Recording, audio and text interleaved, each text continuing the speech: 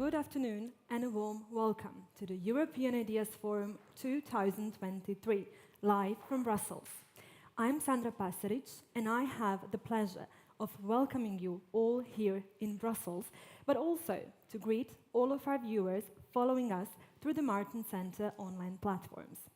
I will be guiding you through our forum over the next 2 days, where we have lined up several extremely engaging and timely discussions.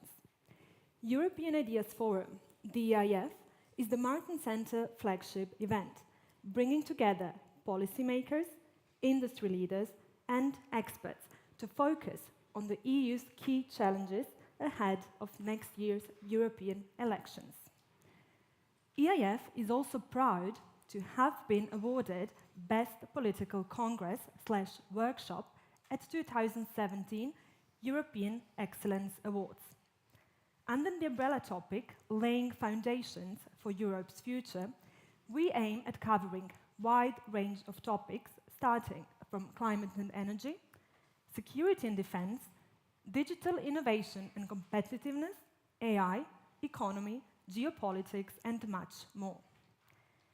During these 2 days, we have a total of 4 panels, each of 1 hour duration, as well as exclusive interviews, brief discussions, and speeches with high-level guests.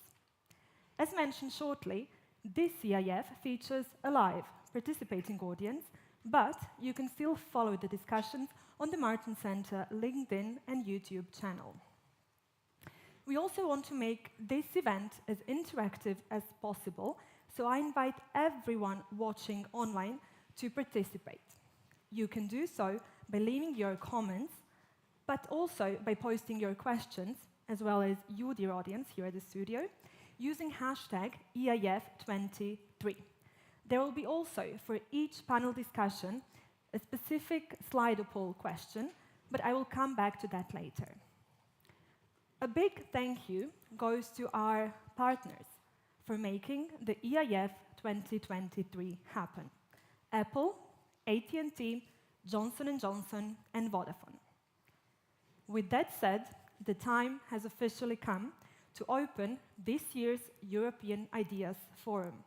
And for that, I'd like to pass the floor to the president of the Wilfried Martin Center for European Studies, Mr. Mikuláš Dzurinda.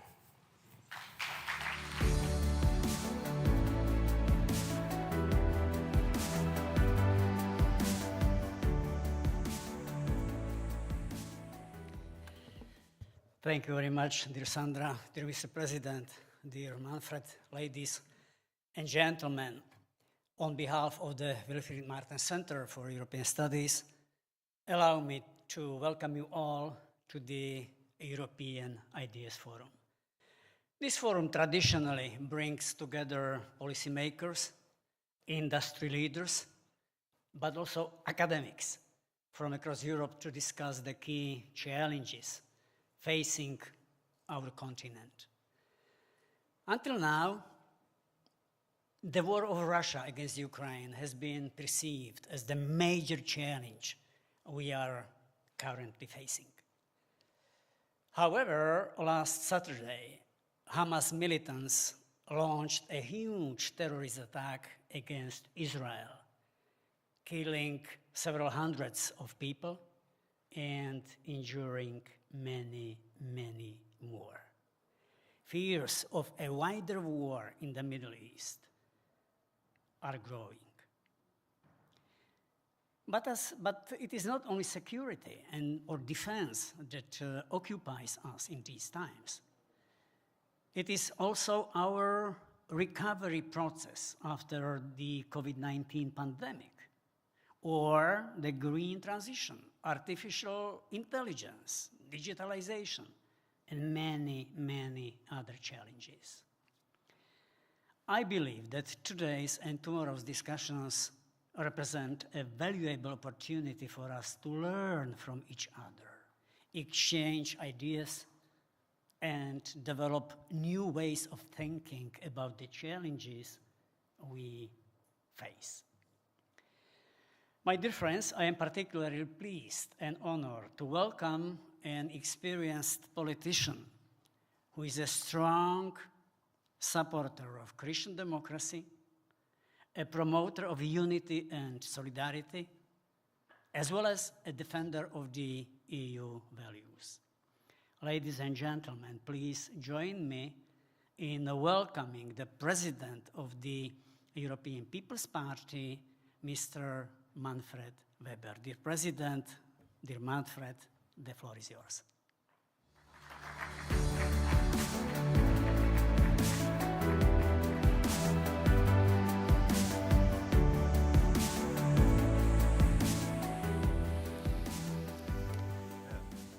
Dear Mikuláš, dear President, dear ladies and gentlemen, dear friends from the Wilfried Martens Center for European Studies.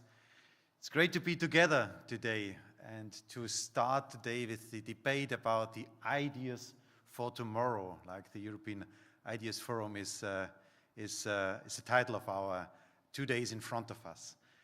I first of all want to thank all those who participate, who are active, who are engaged, those who are preparing it. So our staff members, our colleagues from the Wilfried Martens Center who work a lot on this to prepare always the ground.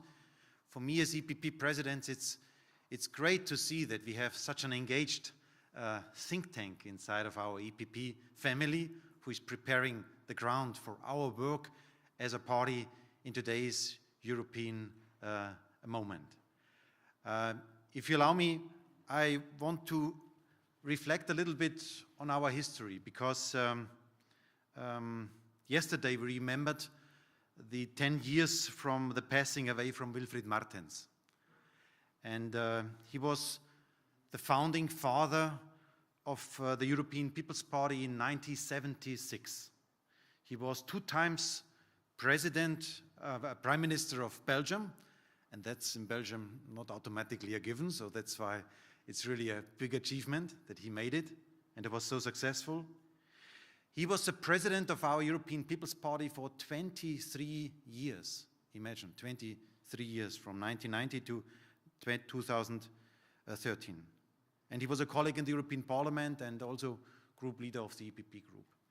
Dear colleagues, let me simply underline, dear friends, the history of Wilfried Martens is the history of EPP, and we are proud about what he gave to us.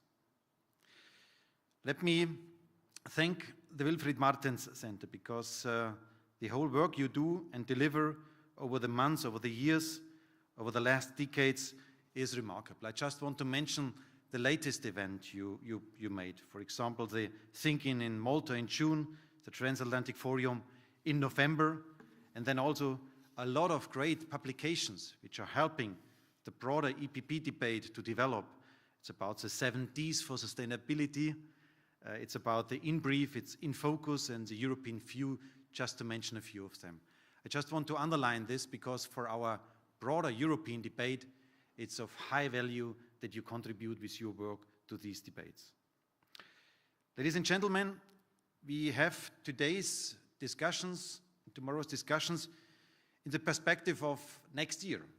We have European elections. Millions, hundreds of millions of Europeans have to decide about the direction of our continent. And that's why these debates about what are the priorities are coming in a very special moment. I just want to, first of all, underline for us as EPP family that today's European project, today's European Union, was built up by Christian Democrats. We laid the foundation of today's Europe. Adenauer, de Gasperi, Schuman, we are proud about them. They were, despite all the difficult moments after the Second World War, where all Europeans had only the terror and the Second World War in mind, they stood up and founded a new Europe. I also had in mind when in 1952, de Gasperi, who promoted so much the European Defense Union, imagine a few years after the Second World War to go for a European Defense Union. But he was crying when it was rejected in the French Assembly. We as Christian Democrats, we invented the European social market economy. It was our idea as Christian Democrats. We were the founders, the fathers of the single market, which brought then so much economic strength to this continent. And I myself, I can remember the debates about inventing the euro, when Helmut Kohl stood in front of the Germans and told them, forget about the Deutschmark, we do the euro. So Christian Democrats, together with other parties, yes, but especially Christian Democrats laid down the fundament of today's European Union. And I say this because today's European Union is again under attack. We have growing right extremists, growing right populists, growing neo-Nazis in today's European Union who speak about another form of Europe, a Europe of nations, but they mean the old nationalistic Europe. That is what is behind this formula. And dear friends, especially when in Germany the AfD is promoting again messages like, this Europe must die. That is what one of the leading AfD politicians in Germany recently said. Then my answer is, we will stand up in these next elections. We as EPP will defend what our fathers were building up in the last decades. This Europe is our Europe, and we will not allow the right extremists to destroy our European Union. That is one of the main messages, to stand in the front line of defending what we have built up. When we are entering into the election campaign, obviously, one of the aspects is also that we have to tell people what we achieved as family in the last years, and the last 4 years. Under the lead of Ursula von der Leyen, also together with Roberta Metsola as our President of the European Parliament, what we together achieved. And I would say it's remarkable. We have proved that Brexit is not a solution, but a failure. We managed it. The impact is, thanks God, not as difficult as we thought. But again, we managed also to show that it is a failure. We proved that vaccines in a corona pandemic are available equally for all Europeans. There are not first and second class Europeans in a moment when corona was hitting us hard. We showed to the Europeans that Green Deal is possible. Especially the implementation of the Green Deal is EPP driven. So we managed to bring ecological ambitions together with economic success stories and a social fair treatment. And we also showed leadership in regard to the answer to the brutal aggression from Putin towards our friends in Ukraine, where Europe stood together, where we implemented sanctions packages, where Roberta Metsola was the first president of an EU institution showing up in Kiev, showing solidarity in being present there, and then Ursula von der Leyen giving the clear direction of granting a candidate status for our Ukrainian friends. Your fight will finally be successful. You will win this war, and finally you will become a member of the European Union. It's worth to fight. That is the message behind. And we hopefully will also show in a big challenge still in front of us that Europe can find a common answer on migration. That are the achievements in this mandate, and when we as EPP go out to the people, to the voters, and tell them, please continue supporting the EPP family, then we can build this up on this results of this mandate. The discussions you will have today and tomorrow in this format will hopefully also further contribute to our future aspects, because one aspect in a campaign is always to tell people, yes, you can trust in us because we delivered. But the second and more important message, people will never vote of you because of the past, they will always vote of you because of the future, are the ideas in front of us to manage the points. I see a lot of very important discussions in your program. Give me just a chance to mention a few of them. The first thing is the next 5 years will have to deal with the economic prosperity of our continent. Growth, competitiveness are high on the agenda, are back on the agenda. To restart our single market, to guarantee an energy union which really works, to have a raw material strategy for Europe, and to finalize as much as we can new trade agreements with the rest of the world are for us fundamental. I also want to mention that we have to invest in new technologies, like we always did as EPP. You probably have still in mind that in the last campaign we fought for a cancer strategy as one of the symbolic items where all Europeans immediately understand that cancer can only be answered. We only find an answer on cancer if we do it as Europeans together. So there we need additional efforts. And I am proud to say that especially in the last year, the Swedish presidency with Ulf Kristersson as an EPP Prime Minister of Sweden brought competitiveness back on the agenda on European level. So it's also together with our friends on the Council side. The second thing I want to mention is defense and foreign policy. NATO is always the base for our security. That's fundamental, our partnership with our American friends. But we know that also America is reflecting about how much they can still invest into also European security, or whether America is more asked to answer the challenges in Asia and the Pacific. We know that next year a debate about the next president of America will take place. The votes in America will also have an impact on this. I'm sure that we can count on our American friends, no doubt about this, but the general line is clear. Europe has to build up capacity to defend ourselves. And we have so much good arguments to come back to the old idea of de Gasperi, Schuman and Adenauer and strengthen now the European pillar of defense. Now it's the moment to do it. If we would do an investment in cyber defense together, then it's cheaper and it's more efficient.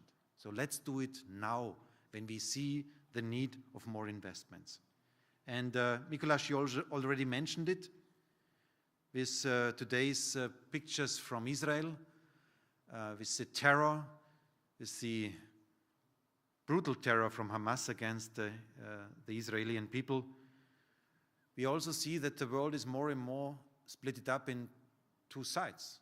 Let me be clear, we have Hamas, we have Iran, we have behind Iran Russia, and we have Russia close to China. Nobody wants to see this. We as Europeans were always ready to support our friends in Palestine. We always were ready to support, also with financial means, the people there. And we were also ready to engage in Iran with the talks there to solve the nuclear question with negotiations. That is always our DNA as EPP and as European Union. But today's reality is a different one. Having in mind that we see attacks from Hamas against Israel, they want to destroy all attempts to find a peaceful solution between Saudi Arabia and Israel. And if this is the idea behind Iran, that they want to destroy all peaceful solutions, then we also have to choose on which side we stand. And for me, it's clear, Europe and we as EPP, we always stand on the side of freedom, we always stand on the side of democracy. And this means in this moment of time, we are standing on the side of Israel. The third pillar I see is still the ongoing talks about migration. And I cannot underline how important this is for the next election campaign in 2024. Our migration policy is always based on solidarity, readiness to help, and strict border controls and limiting the number of arrivals. That are the two sides of our medal. I'm sometimes wondering myself what Europe Greens are describing when they speak about a Europe of fortress and a Europe of fences. I tell you, in this moment of time, Europe receives and accepts and supports so many refugees like we did never in our history. We have more than 3 million Ukrainians in Europe currently. So nobody can say we are not taking over our responsibility. We are not ready to help, to assist. We do this. Citizens do this. Local villages are doing this. And that is what Europe is all about. But on the other hand, when we see the numbers now, growing numbers in Lampedusa, arriving from Tunisia, and we see that a lot of these people, the majority of these people, are irregular migrants. They have no refugee status. They have no asylum reason behind to arrive in Europe. Having this in mind, we must be clear that both sides are important. A Europe that protects, a Europe that helps, in this case our Ukrainian friends, but on the other hand, a Europe who is protecting border, who is guaranteeing that only those arriving in Europe who has the right to arrive in Europe. We have to bring things together. And I hope, again, we will be capable to do so. Let me also underline that for us as EPP, it's also clear that we are sticking to the agreement with Tunisia. We only can solve these problems together with our neighbors, and that means to sit together and talk to each other. The fourth pillar I want to mention is enlargement. Also an issue on the perspective for Europe. The key question is there Ukraine. They have to win the war, and then we have to immediately bring them close to us. We should not forget about Moldova, a strong partner for us, and the Western Balkan countries. I think we should reconsider our approach in enlargement policies. Until now, I have to say, look to Western Balkans developments, we were not capable to bring them closer to us. We see even in some countries more distance towards the European Union than it was the case years ago. So that's why probably we have to rethink our approach. Why not set a clear deadline, 2028, for the countries, and tell them if you achieve until 2028 the necessary goals, the necessary steps, then we do it. Otherwise, we have to rethink the whole approach and come back to a Swiss-like or Great Britain-like approach on partnership. We have to create a momentum there. We have to restart the approach that the Western Balkan wants to join. And for me, it's also clear we can only do so. We can only make the finalization of what belongs to Europe if we are ready to define the final borders of Europe. And that means yes to Western Balkan, yes to Moldova, yes to Ukraine, but no to Turkey. Turkey cannot join the European Union. And then finally, let me mention one point which is probably not so high on our agenda, but I think it is for today's development in Europe extremely important, and that are the social challenges, dear friends. Inflation all over Europe. What is the Amazon driver thinking about what we are discussing here? Our young generation have hard times to find the necessary money for their own house. Housing is a big problem all over Europe. That young generation can really build up their own house. Dear friends, ladies and gentlemen, that must be a top issue for Christian Democrats. We are the founders of the social market economy, to bring things together. No one should be left behind. That is our promise, and that must be delivered for also the election campaign 2024. So the next 9 months in front of us are crucial moments, and that's why this debate of experts, of members of the European Parliament, I see friends here already being present, and also the Wilfried Martens Center for European Studies, that we are together discussing these issues is in the right moment. The next 9 months is about delivering still. It's about delivering on ideas for tomorrow. It's about our DNA as EPP, that we are the bridge builders, keeping societies together and not trying to divide. It's finally also for June and July 2024, if you allow me to say this as party president, a power question. We need a strong group in the European Parliament. We need a lot of MEPs there. Together with Roberta Metsola, I think the Parliament is doing a great job, and we as EPP group, we try to deliver. We need a strong commission. I want to thank our team there. A lot of good EPP commissioners under the lead of Ursula von der Leyen delivering good policies, and we need a strong team on the council side. I'm happy to say that after Sunday, we will welcome another prime minister in the EPP family. So in Luxembourg, we won elections, and Luc Frieden will become the new prime minister of Luxembourg. So we have now in total 10 prime ministers of the EPP. So we are governing the north with Ireland, with Sweden, with Finland, with 2 Baltic countries. We have in the south Cyprus, we have Greece, we have Croatia, we have Austria, and now Luxembourg. So we are a very strong team on the council side. The biggest team is the EPP team there. And then finally, as hopefully winning party, we can deliver then also afterwards on our promises. For this, we need fresh ideas, convincing ideas. And that's why I wish the debates for the next 2 days a lot of success, a lot of fruitful outcomes that we can and you can contribute to the broader EPP family. Thanks again for your work, and looking forward for good discussions in the next upcoming days.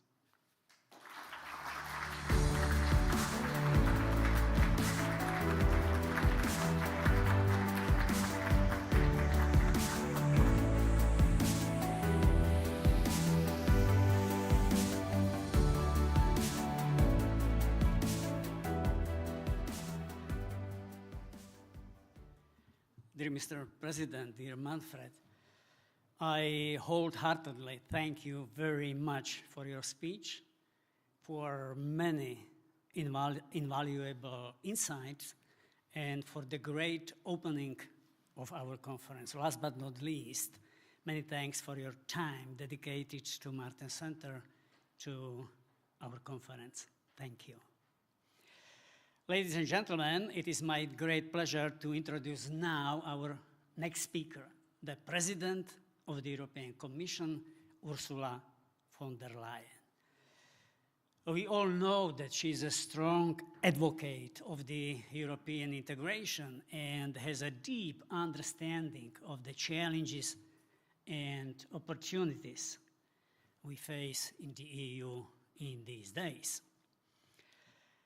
I am confident that the insights of the European Commission President will be also invaluable to all of us today as we discuss the future of the European Union. Due to her extremely busy schedule, Madame von der Leyen is not with us in person, but she did send us her video message that we now can watch and listen to. Ladies and gentlemen, European Commission President Ursula von der Leyen. Thank you. Dear President Weber, dear colleagues and friends, since its foundation, the Wilfried Martens Center has been at the heart of our common project.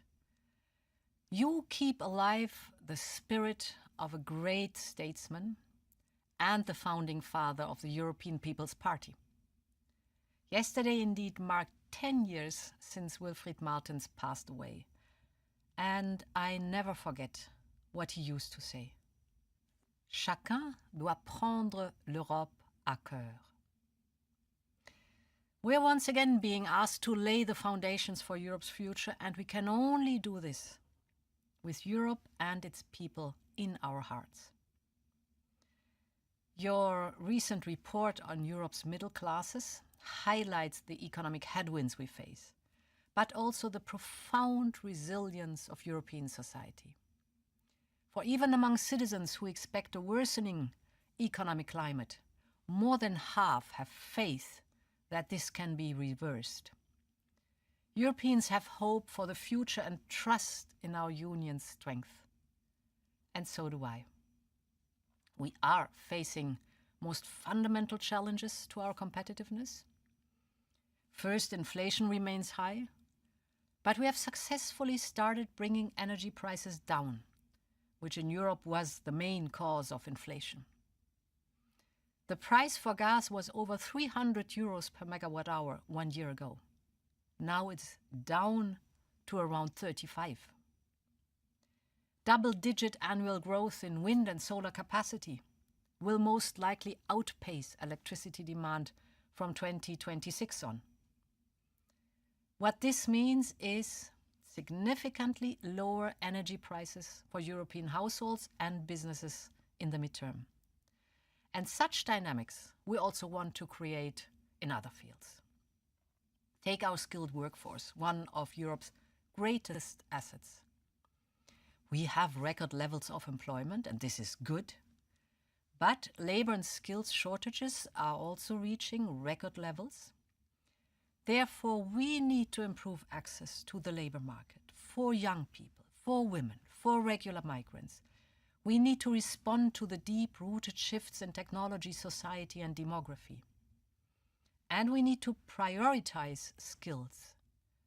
To jointly address all these challenges, we will convene a new Social Partners Summit at Val d'Uquesse, together with the Belgian presidency.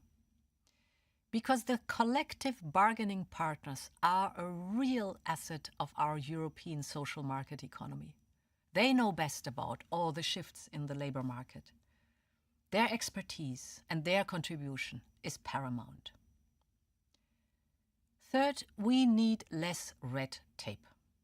Small and medium-sized companies often do not have the capacity to cope with complex administration.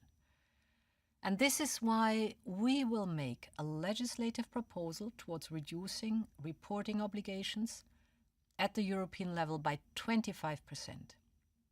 We will also work with member states to match the 25% at national level.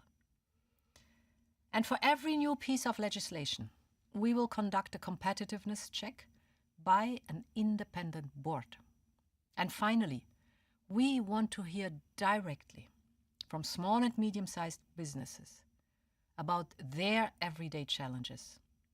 So we will appoint an EU SME envoy reporting directly to me. It is time to make business easier in Europe. Europe's industry is great. Tens of thousands of companies are showing every day that they are globally competitive and that they are eager to conquer the markets of the future.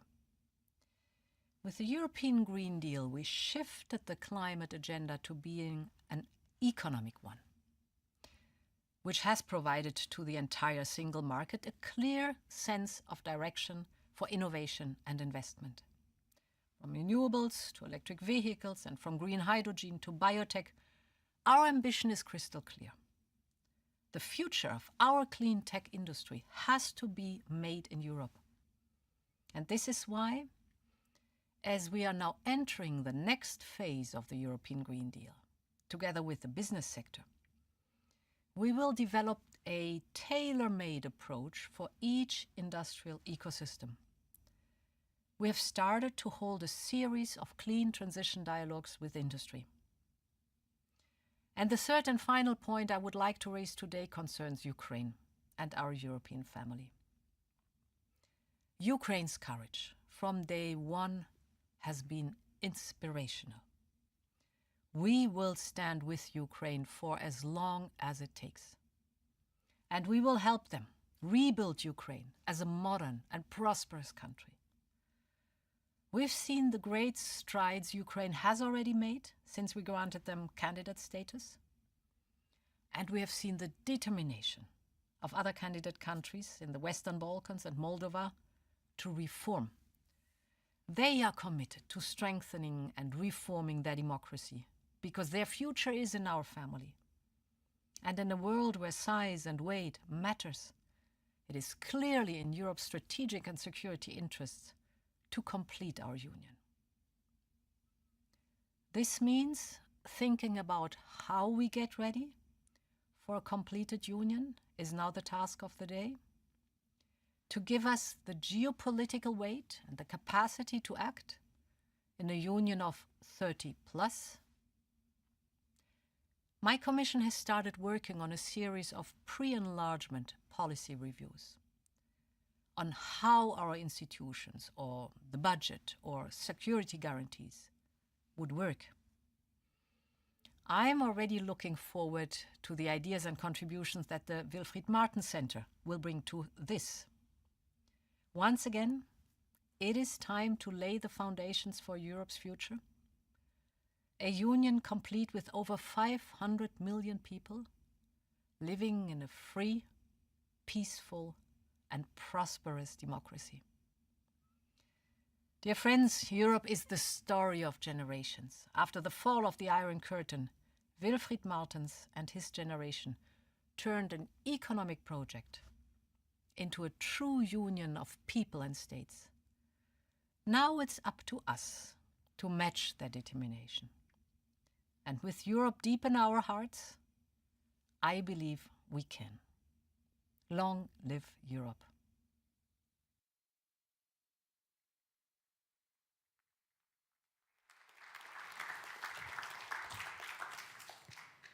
I thank our leaders for inspiring and encouraging speeches. With this, ladies and gentlemen, we have officially opened the European Ideas Forum 2023. At this point, I'd like to introduce to you our first topic of today. What future for the European Green Deal? To provide our panelists with some data and input, I invite you, dear audience, here at the studio, but also all of you watching us online, to answer the following question on slido.com using the code EIF23. The question is, How do you assess EU action on the green transition so far? The EU isn't doing enough. The EU is taking appropriate action. The EU is doing too much at the expense of other priorities. We will have a look at those results halfway through the panel discussion. Finally, you will also have a possibility to ask your questions either here at the studio, or you can also post the questions online at the section of the comments on our social media. The first panel will be moderated by Peter Heffele, Policy Director at the Martin Center, whom I now give the floor.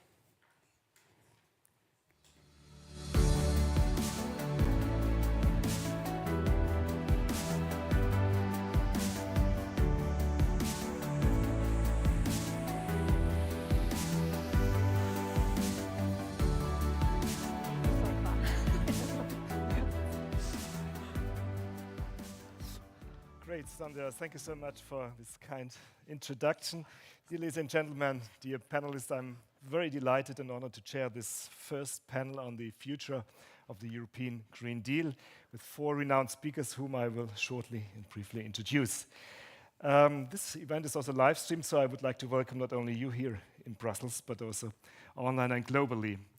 Well, the President of the Commission, Ursula von der Leyen, called in 2019, remember, the European Green Deal as the hallmark of her Commission, achieving climate neutrality by the midst of this century. But imagine how different the circumstances had been in 2019 compared to what we're now facing. War of aggression had been mentioned, energy system totally rebuilt, economic crisis and social tensions. Yes, and despite all the pledges, there are doubts among European citizens about this ambitious project. Is it not too ambitious? Industrial leaders are very much afraid of being deindustrialized, and these voices have become louder in recent years. So, where are we currently in the transformation? What do we need to adjust, maybe? Are the instruments we have chosen so far the correct ones or not? Are we communicating in a proper way? Because politics is about speaking to people. And have we tapped in innovative issues? And we are going soon to discuss this on. So we have roughly 55 minutes to 60 minutes to discuss. We have a first round of interventions by our dear panelists. Then we have these results of our Slido inquiry. And later on, I would like to open to the audience here on the ground as well as online. Well, and then indeed, let me start with a short introduction. I'm very delighted, Esther, to have you here from our sister party in the Netherlands. You have been member in different committees, rural, agricultural development, budget, public health, so the whole range. Then, Monsieur Barnier, I'm very delighted to have you here. I think I have hardly to introduce yourself because you had been renowned in European policy and French policy, of course, for many years. You had been the chief negotiator for the Brexit, but also foreign minister and for European affairs. So Europe is your heart and your life as well. Then, Deborah, I'm very delighted to have you from here, from Italy, because you're a manager, a politician, a journalist, so combining all these different issues. And what is important, I think, for today's discussion is the Parliamentary Assembly of the Council of Europe, which gives us a more regional perspective. And Mrs. Medler, I think you have been already well known in your former capacity, being the Director General of the European Commission for the Strategy Unit, but now with a newly founded institution, the Breakthrough Energies. You will explain that a bit later on. So you know both worlds, the politics and now the NGOs. So Esther, let me start with you. You are, I think, with the Christian Democratic appeal in a permanent campaign mode. You have elections soon ahead. European elections are heading as well. And I think when I talked about this transformation process, always this expression, leaving no one behind, comes to my mind. I've heard that in development policy, but I think it goes for this transformation as well. Is it really just and inclusive if we talk about this transition process? Or there are many fears among our citizens that they will not be able to compete with these transformations, that companies are left out. We have the discussion in the agricultural sector. So are we able to take our citizens with us and not leaving this project only to an elite here in Brussels. What is your experience? What would you answer people? My experience is that as long as it is really abstract, oh, is this sound okay? Yeah? As long as it's really abstract, we forget about the people. And there are some political groups who risk doing that. I remember in the beginning, and this was before COVID, before the war in Ukraine, but with the 2050 goal already on the table. So the Green Deal was launched. It was said, this is a man on the moon moment, and it is. If you want to be climate neutral in 2050, that is huge. And I remember in the European Parliament, we had to vote the climate law. And there we said in 2030, we want to have 55% less CO2 emitted. That's huge. And as long as it stayed abstract, you saw groups like the Greens who always said, please, 55%. This is what we need in order to be on target for 2050. They then said, oh yeah, but if the proposal is 55, let's do 60. Let's do 65, let's do 70. And it became a bit of a Eurovision song contest, you know, who can shout the nicest number in the nicest way. And of course, we in the EPP, we were already very concerned that if we were going to do it, we had to do this right. And that meant two things. We need a Green Deal that is not only green, but also a deal. It means being a bit patriotic, being a business case for European industry. And the second thing it meant was making sure that, as it has now become en vogue to say, you leave no one behind. And that is a huge challenge. We negotiated the Social Climate Fund, which is, of course, tiny, tiny, tiny compared to the investments needs that you actually have. But it's good that also at the European level, we play a role in supporting those who actually need our help to make the transition, including households. And I was fighting with a representative of another political party who said, we from the Social Climate Fund, we should only support the best technology there is. Sounds charming, right? Go for the best. However, who can afford the best? Only the richest. So do you really want a European social fund that helps those who already have the money to invest in insulating their house, getting a heat pump, all of that? Or do you also want to support those who otherwise could not make this investment? I think the latter. So, you know, the Greens accuse me of being a socialist. I take it with pride. I think we should stand up for those who otherwise would not be coming along. So what do we need? We need a green industrial policy to go hand in hand, like I said, with the Green Deal. And in a way, it means maybe the Green Deal should become more like a turtle. You know, hard on the outside, also fighting an unlevel playing field that our companies might have when they don't live up to these high standards in other parts of the world. So hard on the outside, but soft on the inside, protecting those who otherwise can't come along. And what a turtle also does, a turtle also sticks its neck out a tiny bit. And this is what Europe needs to do in the global negotiations that we will be seeing coming up in the COP in Doha very soon. Great, that immediately gives me the keyword for your intervention, Mr. Barnier, because ambitious not only be domestically, but, well, Europe always aimed to be the beacon of a transformation and being ahead of other developments, other regions. But, Monsieur Barnier, in my observation, these external dimensions of the European Green Deal have never been fully realized as a tool of diplomacy, as a challenge, as an option for Europe to become trading and leading partner ahead. And you can go through all these different policy instruments, from trade policy to development policy, where it, of course, matters very much. So how do you see this from a diplomat's perspective? How can this shape also Europe's position? Yes, first of all, good afternoon to all of you, and many thanks to the Martin Center, Mikuláš and Manfred for your invitation. I'm very pleased and very delighted to be back in Brussels and to share some remarks and to take part of this debate panel with my counterpart, Esther, Deborah, Anne. If I'm just may say a few words about what is the current situation for us. We are ready to discuss about the climate change, the international dimension, but also in the light of so many crises and tragedies, in particular as we witness for the security of Israel for the moment. And obviously, the climate change is at the heart of European citizens' preoccupation nowadays, and most importantly for the new generations. My first wanted to say that we must hear the fears, angriness, weariness across our countries. There is no fatalism, and there should not be any in our political response, Manfred, to climate change. My first point about citizens. Never forget the people, you say, in your first remarks.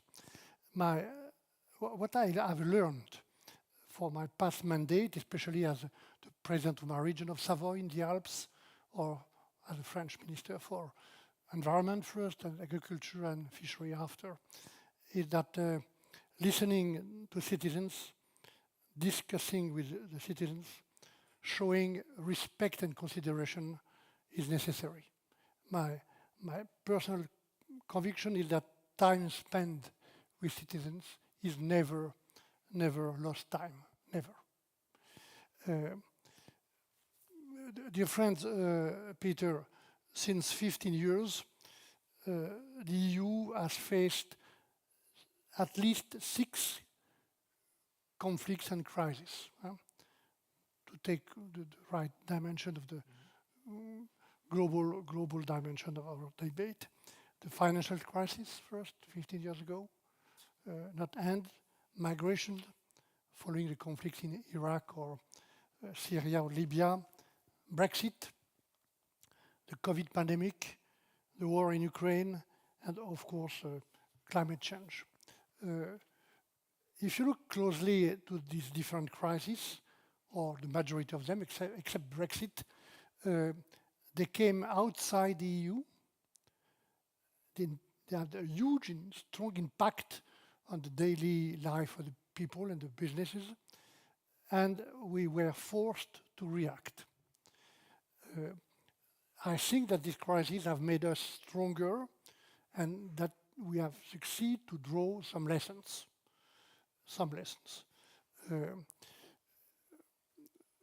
We have since 2019, the new term of the Commission, made significant progresses through the Green Deal. Let me just mention telegraphically some of these targets. Carbon neutrality by 2050 is, in my view, a pragmatic target. It is also indeed a very good point to have an intermediate target in 2030. On another hand, we can only praise the reform of carbon quotas and the fact that polluters are finally the one paying. Last but not least, the EU has finally ended progressively the right to pollute distributed to industrial groups who wished to relocalize their industry outside of Europe. All of these decisions are going in the right direction, in my view. This is also the case of the carbon tax at the border of the European Union, which I've personally supported and believe to be a good initiative. Nevertheless, as it was proposed by the Commission, it will only bring back 1 or 2 billion euros per year, much less than that with the initial promises. We are hoping for more, and will still hope for more, especially in my country. Yet the Commission, as I explained earlier, has made good decisions. There are important points to improve, especially over the perception of the climate policy for citizens across our countries. And as Esther knows more than anyone, the Commission must be extremely careful in the way it announces and applies specific measures. We have to be very careful about what I call the acceptability of any policies in Europe for the moment, especially at the just a few months before the European elections. Some may be seen as punitive and thus create at least misunderstanding, at last anger, at worst feed Euroscepticism, and Brussels may once again be seen as a scapegoat by many classes of the population. Let me just take one example, which I know perhaps quite well, about agriculture and the weight of ideology against pragmatism. We should not oppose European agriculture and protection of the environment. It's possible to do the both at the same time. Some in Brussels believe we have to produce less to pollute less. I believe we should produce more and pollute less. And it is possible with time and with technology, research, innovation. So we must be effective over specific topics, over energy, industry, agriculture. And unlike some ideologue, sometimes at the heart of the European decision-making reactor, I do not believe in decay or in degrowth. We have to produce more and in a better way, closer to our consumers here in Europe. And let my last point about the international dimension of this climate change challenges. I think we must inspire more from the USA Area and Ships Act. Rather than the punitive measures, we must seduce and incite companies, businesses to produce here in Europe. We must also finally have a European scale ambition over research. So this is my point about your question about very well. To be less naive perhaps in our relations. Well, Michel, you started with this issue of your experience in the regions and being close to citizens. And Deborah, well, we are all proud of our regional diversity, of strong traditions, of clusters of innovation, and Italy, your home country, is a good example. Germany and France in many parts as well. Yet I think the perception of the Green Deal is still very much as a project here in Brussels, of the famous Brussels bubble, often linked with the centralization and imposing, or what you mentioned, Michel, punitive action. As a member of the Council of Europe, you have an important role, I think, to play, to bring these levels, the local level, the regional level, more into the game of this transformation, because that's where transformation at the very end happens. So how can we take people on that very long journey with us, Deborah? Well, thank you very much, Peter, and it's a great privilege and honor to be invited here with my friend, colleagues, and with all these fantastic people. Thank you very much. Yes, we do have to struggle to safeguard our roots, our traditions, and our uncommon inner sense of quality that we bring with ourselves in all we do. I do very much share the position and the analysis of Esther and Michel. We are at a crossroads. We are on the window of a very profound historic change that will change civilization. We are seeing, Michel was recurring all this, in the last 4 years, how many changes. The Brexit before, but then COVID and Ukraine conflict, and now what's happening in the Middle East. All this teaches us politicians a lesson. We have to keep very straight to our communities. We have spent 1.5 days in the EPP office for a strategic meeting on how to get ready for the electoral campaign to June 9th. It's been a very interesting moment because we all shared our preoccupations, but we also saw some polls that are very interesting to us politicians again, showing that the main concern of European people all over Europe, not Italy or Norway or Netherlands or France, all over Europe, the main concern is becoming poor. How would you have ever imagined that European countries could be afraid of becoming poor in the last decades. Impossible. We thought that we had overtaken the challenge already and that we would be a rich community forever. Now we have to face the fact that European citizens do fear poverty.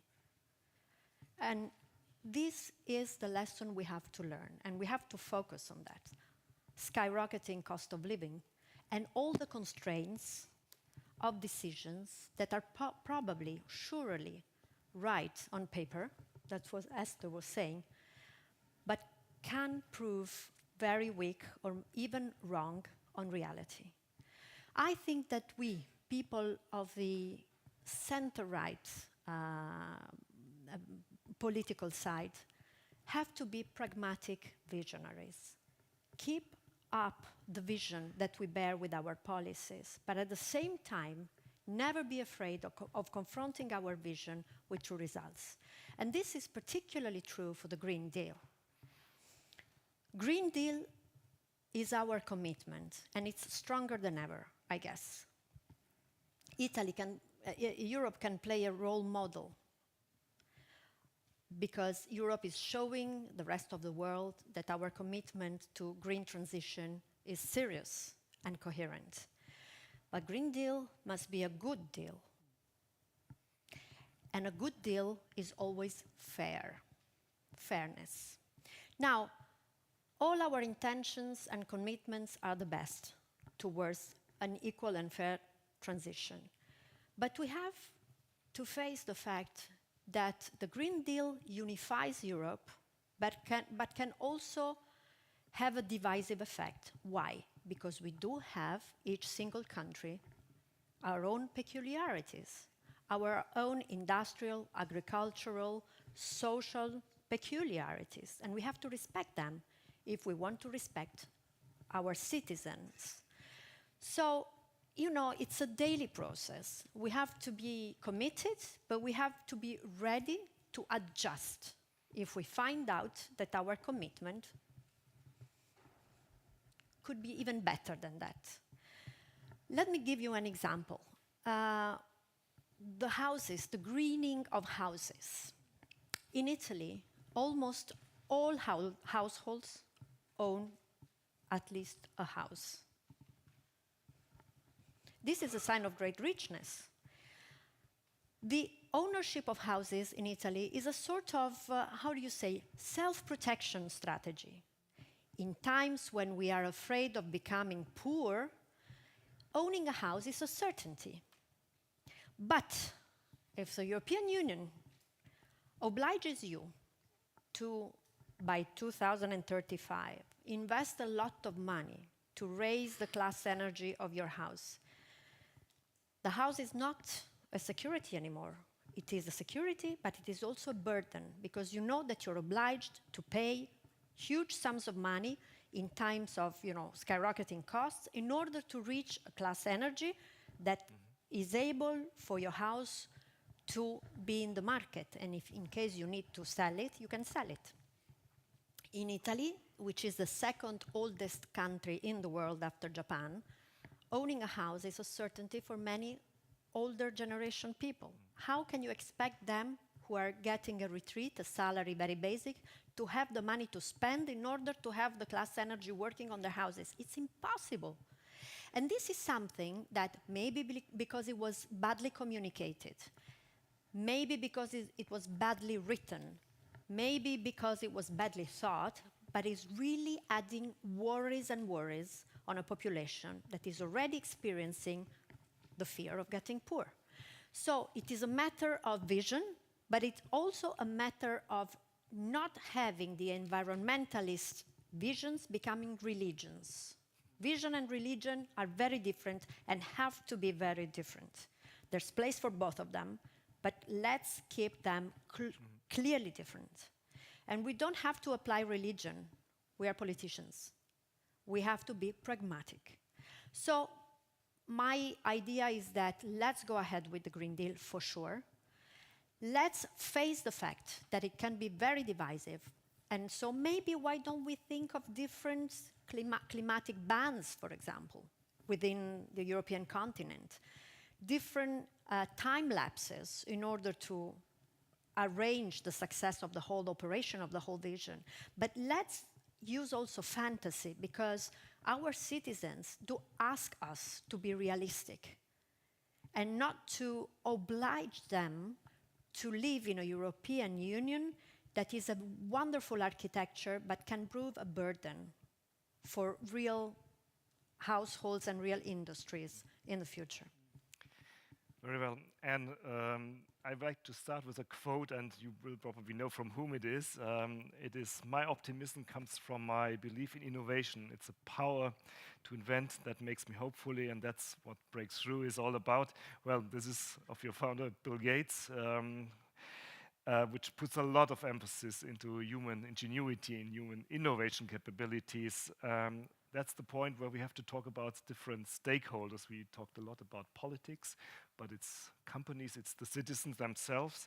And on the other side, we are complaining about over-regulation, strangling all these diverse attention. And you mentioned, Deborah, we have to find different paths to the future, not imposing one and the one, which is a religious moment at the very end. So, and you have lived in both worlds, with the Commission now, with the private sector. You know the situation in Europe, in the US as well. What is your experience? Where would you reconcile Europe to become more open, diverse, as we often promise? Great questions. Thank you so much also for inviting me. Yes, I speak from the perspective of Breakthrough Energy, but also in my previous life, you mentioned it, I used to work for Jean-Claude Juncker. And Michel, you may remember that he always used to say, "Anne, you tell me things that I don't like to hear, and that's a good thing." So in that spirit, let me share a few thoughts about the Green Deal with you. Firstly, I think honestly, the Green Deal is at a turning point. I think this is why the president is speaking about the next phase of the Green Deal, because it's becoming obvious that we honestly cannot regulate ourselves to net zero. It's also clear that the Green Deal, at least as it is currently conceived, has broadly speaking failed to make a compelling business case for the energy transition. Michel, you already spoke about the reaction by companies and investors to the IRA, the Inflation Reduction Act. I would say that incentives and carrots and not always sticks is something we should be contemplating. But to be very clear, we focus a lot about the Americans. The Americans are starting from behind, but frankly, so are we. The leader in clean technology and clean energy is China. By a magnitude you cannot imagine, okay? I mean, so both the United States and Europe, we are starting from behind. We need to be crystal clear here when it comes to clean technologies. Lastly, the Green Deal and, frankly, other unhelpful measures, such as the continued subsidies for fossil energy, this still continues. We have actually often increased the cost of the energy transition. So, and I think this is what we're reflecting here when we're talking about the citizens that are so concerned about getting poor and all the obligations they have. So we have increased the cost of the energy transition through a lot of the actions that we have taken. What we now need are urgent interventions that can lower the cost of the energy transition, and there are several. Expedited permitting, more standardization, public guarantees for investments, and digitalization. And I note here in passing that everything that I just mentioned lies squarely within the remit of the public sector. So rather than always telling us what we need to do, perhaps the public sector can reflect for a moment on how it can reform itself to become fit for purpose. Ladies and gentlemen, for me, the Green Deal is closely intertwined with Europe's industrial policy and should feature also prominently in the forthcoming Draghi report on European competitiveness. Why? Because we need to face it, Europe is a resource-poor geography. We don't have fossil energy. And with this price of energy, yes, the prices have come down, but I can assure you it's at least twice as high as it was before the war started, and already then we had among the highest energy prices in the world. So with this price of energy, And with an economy that's built on fossil energy, we will falter. We will falter. There is a reason why citizens are worried about poverty, because deindustrialization on a massive scale is going on as we're talking here today. Every energy-intensive business in Europe is thinking about curtailing operations or even shutting down. This is a reality today. So a clean energy transition will therefore not only be good for the climate, but it will also be good for our energy security and industrial competitiveness. So let's look at what is the problem. Firstly, the upfront cost. We need to be very clear about this. The mass rollout of both mature, so that would be wind and solar, mature technologies, but also clean technologies, will cost a lot of money upfront. We will have to invest massively. That's called CapEx, capital expenditure. But once these technologies are up and running, they have a much lower OpEx, so operating cost, than fossil energy. So we need to invest upfront, but we will reap the benefits later. What do we do instead? I already mentioned that we have subsidized the continued use of fossil energy by more than 600 billion euros since the beginning of the war. And I'll let you do the math, whether that was a good and smart and future-oriented expenditure. Secondly, we need scale. Technologies don't scale in Europe. Companies don't scale in Europe. This is a long-standing challenge that goes far beyond energy. We live through exactly the same thing in digital. And scale is necessary, and I would argue, in fact, imperative to be successful. I am embarrassed when I am at international conferences, and I have to confess that the last sizable multinational company that was created in Europe was SAP in the year 1972. It's more than 50 years ago. So scaling is imperative also for the third point, which I'm about to make, and you already cited Bill Gates. Without scaling, the cost of technology and energy will stay high. So scaling means that we can lower the cost of energy, lower the cost of the product, or what Bill Gates likes to call the green premium, right? It makes the clean technology cost competitive with the polluting one. And our products across the board are simply too expensive, while our policies are often stuck in the 1980s. So in a nutshell, I mean, this is very simplified, but in a nutshell, we impose huge costs and rules on our companies. President von der Leyen spoke about it in her intervention. And not to mention that we still have among the world's highest energy prices, I already spoke about it, and we have a very restrictive state aid regime. So we have all of this we impose on our own companies. But then we keep our markets wide open, and then we have a public procurement regime that always has to give the contract to the lowest bidder. So of course companies from outside of Europe, and one country in particular, that do not have to comply with these rules, that are often subsidized, that have a huge, massive market where they can scale, they are cheaper. I mean, it makes perfect sense. So, ladies and gentlemen, this approach, in my opinion, and it's showing itself, is like slow motion economic suicide. And no wonder that people feel the poverty. I'm sorry, this is not working for us anymore. And let me say, it's slow motion economic suicide, but in full compliance with every rule we've ever drawn up. Thank you. Well, it's a perfect, clear statement. So it's the perfect point as well to see what the public thinks. And Sandra, I would like to invite you now to present the answers, and based on that, we will continue a bit further on what we can do. Sandra, the stage is yours. Thank you, Peter. So just to remind you, before we have started this heated discussion, we've asked you, how do you assess EU action on the green transition so far? 23% of you answered the EU is doing too much at the expense of other priorities.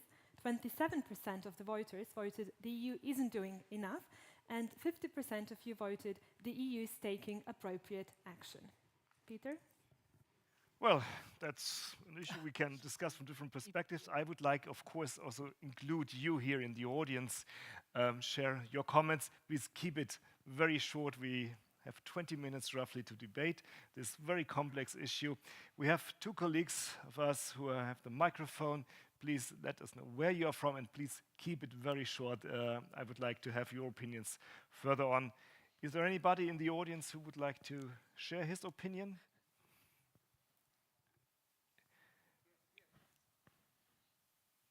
So, please. Yeah.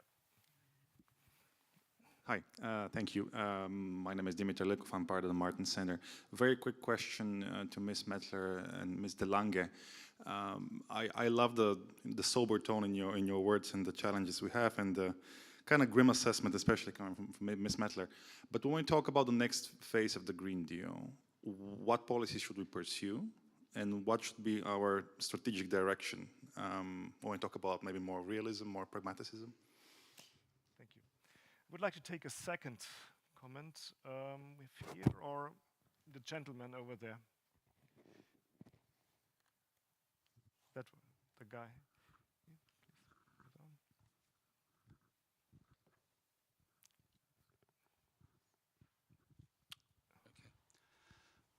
I'll stand up, or I stand. Hello, my name is Professor Linson. I'm a neuroscientist interested in politics.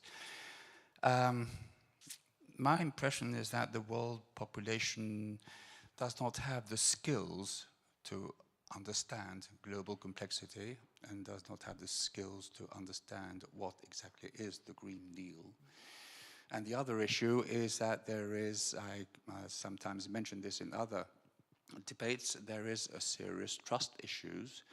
Very quickly, as some of you know, I organized an international independent poll, 5 international polls on LinkedIn. The question was, do you trust the EU institutions, European Commission, European Parliament, and the Council of Europe and United Nations? And the response was no, more than 90%. So this is something that is important, both understanding complexity and also the disconnect, the profound disconnect between the population and the institutions. Thank you. Thank you very much. So 2 issues about the path away, also policy dealing, meddling through also to complexity, which has been mentioned. Who would like to answer? I think we touched upon different issues you all mentioned. Esther. Well, I mean, I didn't choose my comparison to the turtle for nothing, right? In the sense of the hard shell is the issue of how fair is what we're asking of Europeans if you compare it to what we're asking from other parts of the world. And I think Anne made a number of remarks there when it comes to the procurement regime, etc. At the moment, we're one of these snails with no house. You know, we call them in Dutch naked snails. They have no protection whatsoever. It's autumn, and I stepped on one, the other week. We should be this turtle in the sense that more CBAM-like instruments, and people understand these instruments as this is our government, whether that's national or regional or together in Europe, actually standing up for our interests. Maybe I shouldn't say this, but in a way, the Green Deal, how in the EPP we always said it needs to be more of a deal. Anne said that as well, the business case is not there. But maybe in a way it should also become more patriotic. When Russia invaded Ukraine and we had to take measures in the field of energy. Now you can have a long conversation whether the right measures were taken and whether we were in subsidizing the old rather than building the new, which is part of what Anne is saying. But when that happened, the measures we had to take in the field of energy actually got taken very quickly and with broad support in the population because people understood, and even if they don't understand the complexities, they knew what was at stake, namely our way of living in Europe. That is what this fundamentally in the core is very much about. So to answer the question, we need less detailed rules, more leveling the playing field internationally and more on the softer social side internally. I'm very much convinced of that, and I mean, this is the Martin Center, so we are allowed to think freely and say things that normally I wouldn't say when I stand up in the plenary room of the European Parliament. But for that, we also need a completely different budget. If I look at the amount of money that we have at our disposal to do Inflation Reduction Act style things, it's not that much less than the United States has, but it's completely all over the place. And the rules, like the things you need to do to get there, is way too complicated, and the different regimes actually contradict each other.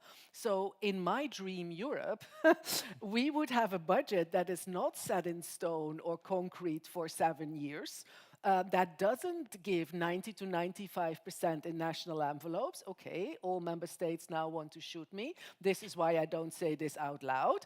But what about just putting 50% in predetermined envelopes and using the rest to actually react to a COVID crisis, to an Inflation Reduction Act, and focus on the core things that really, really matter. So we have to choose. We can't do everything. We can't do detail about everything.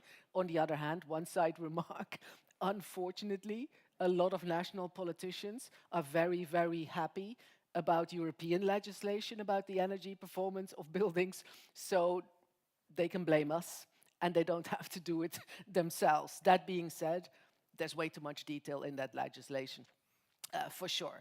But my main point is, if we want to be more agile, more adaptive, more focused on the real things, some what we call in Dutch holy houses, some things that we take for granted that we don't want to mention, elephants in the room, actually need to get mentioned. I would love a system where we say, if an energy system for your house or an electrical car is built in Europe, we help you actually buy it. And then you might need to have tax instruments to do that. Am I saying that Europe needs to be responsible for taxation? No, but in the energy crisis, we did it. We said we're going to roam off the windfall profits and use them to actually support our small and medium enterprises, to support our citizens that are suffering. We didn't do that by changing the treaties, by having a convention, by changing the competences. We said, okay, it's a national competence, but we're all going to do it. Why don't we do Inflation Reduction Act style things? The Netherlands can pay for it themselves. Other member states maybe not. There is structural money available, maybe, but let's all, and I think this is something what Anne is also saying, let's all kind of do the same thing and not be out competing each other in Europe and you know, the other parts of the world absolutely laughing. Let's not do that to ourselves.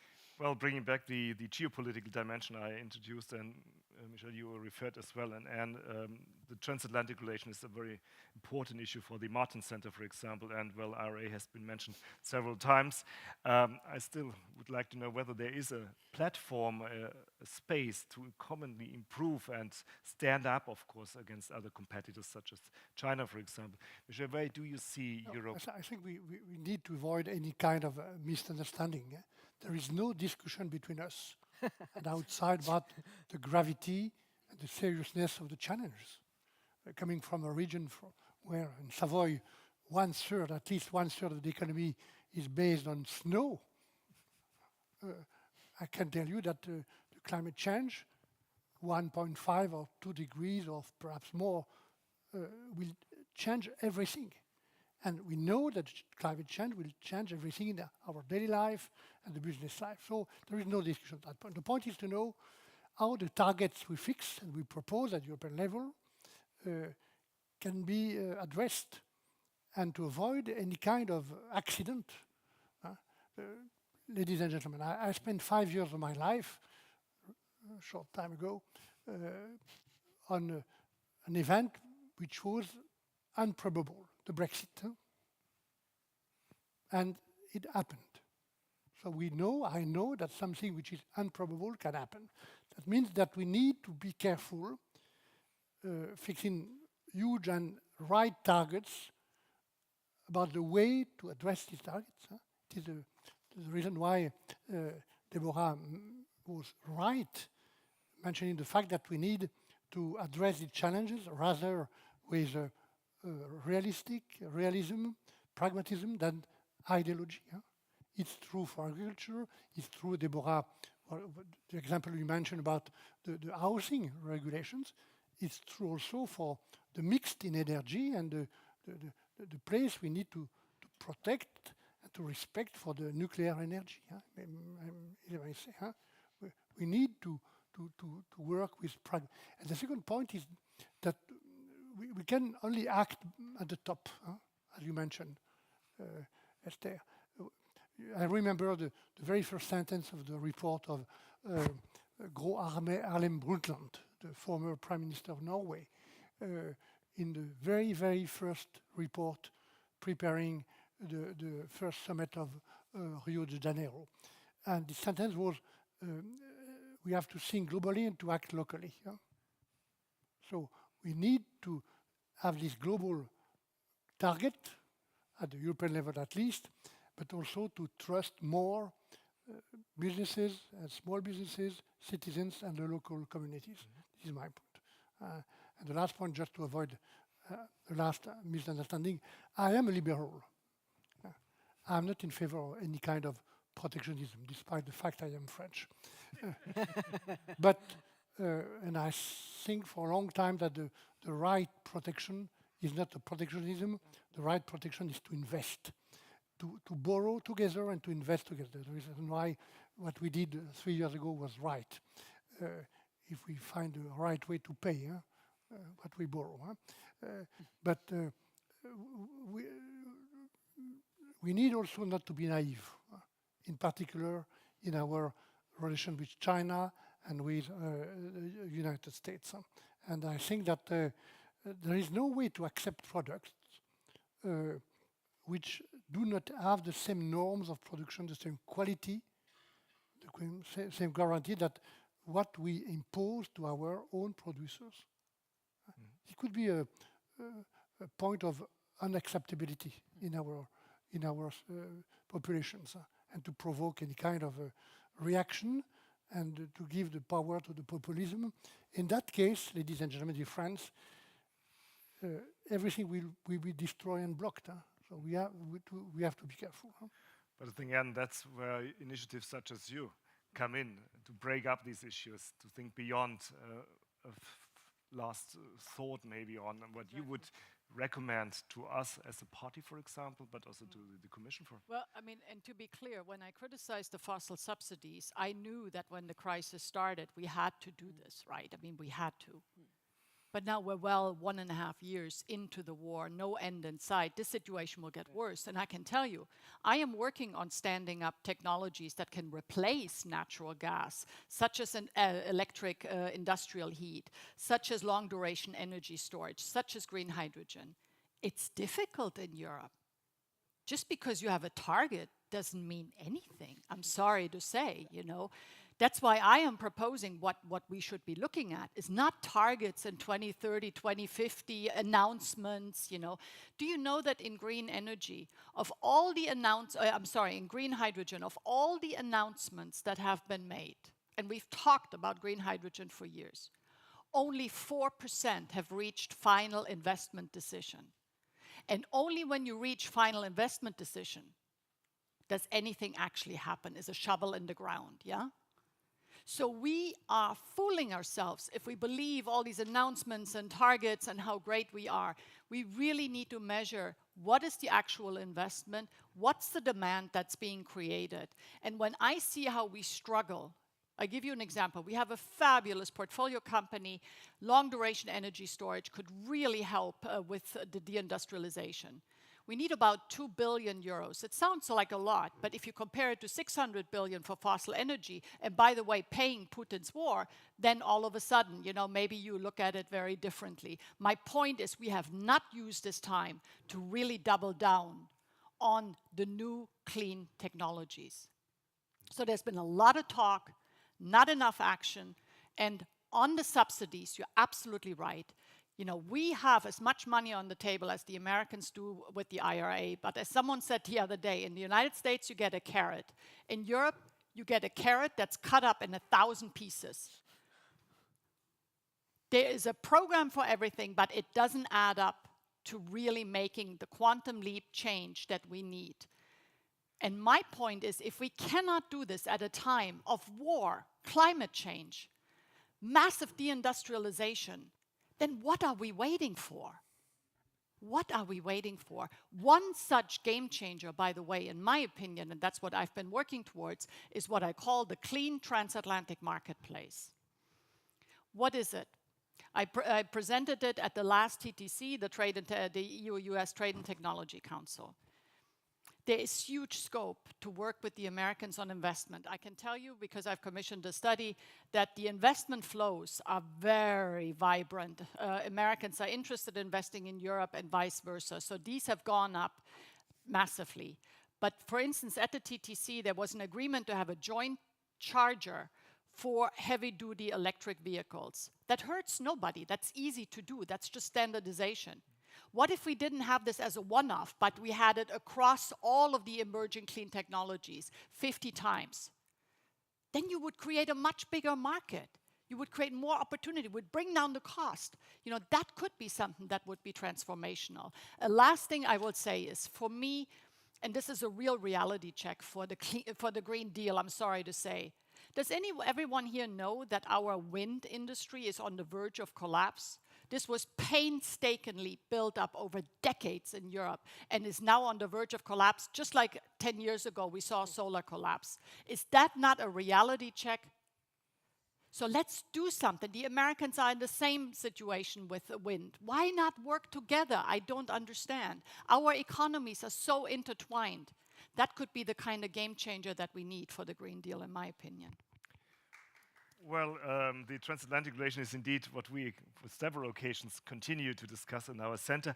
I have, unfortunately, to wrap up this session, 3 points which I would like to convey also to you. It's the flexibility, the ingenuity, it's the citizens to take with you. We have a lot of innovative clusters, ideas in Europe. This is an unleashed potential we have to open. And we have to see the international dimensions. And I'm very glad that Europe is still a kind of beacon. It's not lost. It is with the Americans, with other nations in Asia and Africa where we have to catch up. So let me thank you all very much for these insightful discussions. For the next step, I would like to ask my dear colleague Sandra again for the stage to inform me how we proceed further on. Thank you very much. Sandra.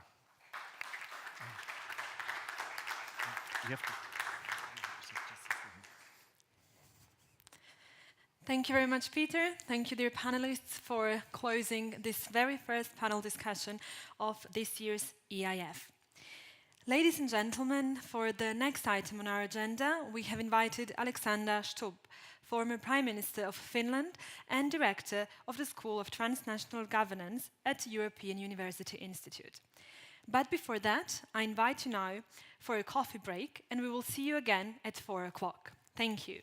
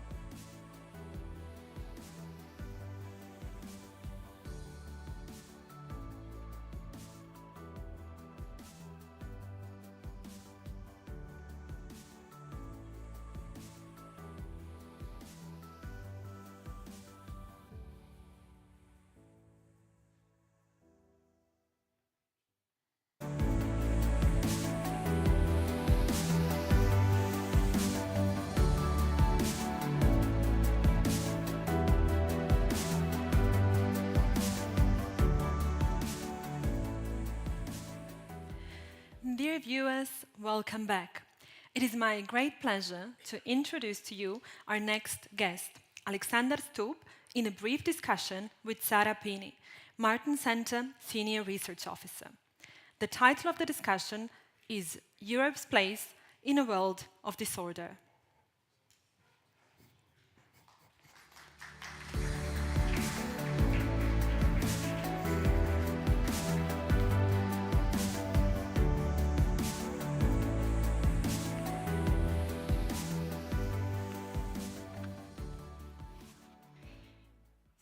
Thank you, Sandra, and thanks to our audience. All of you were here in presence, and those many more are following us online. And a warm welcome to our guest, Alex Stubb. So, as Sandra said before the break, you are the director of the School of Transnational Governance and former Prime Minister of Finland. But, of course, you have been also Minister for Finance, for Foreign Affairs, for European Affairs and Trade, the leader of your own party, member of European Parliament, member of the Finnish Parliament, and finally, Vice President of the European Investment Bank before you joined the School for Transnational Governance around 3 years ago.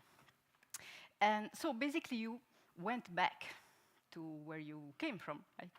Because at the beginning, before entering politics, you were a researcher, you were an expert on EU affairs, you were a lecturer at the College of Europe, and now basically you are bringing all this background together in your new book that you're writing, The New World Disorder, in which you combine a bit of practical experience and theory, personal and academic perspective, real-life anecdotes, and a very structured analysis by three, right? 3 parts, 3 chapters, 3 theses. This is your trademark.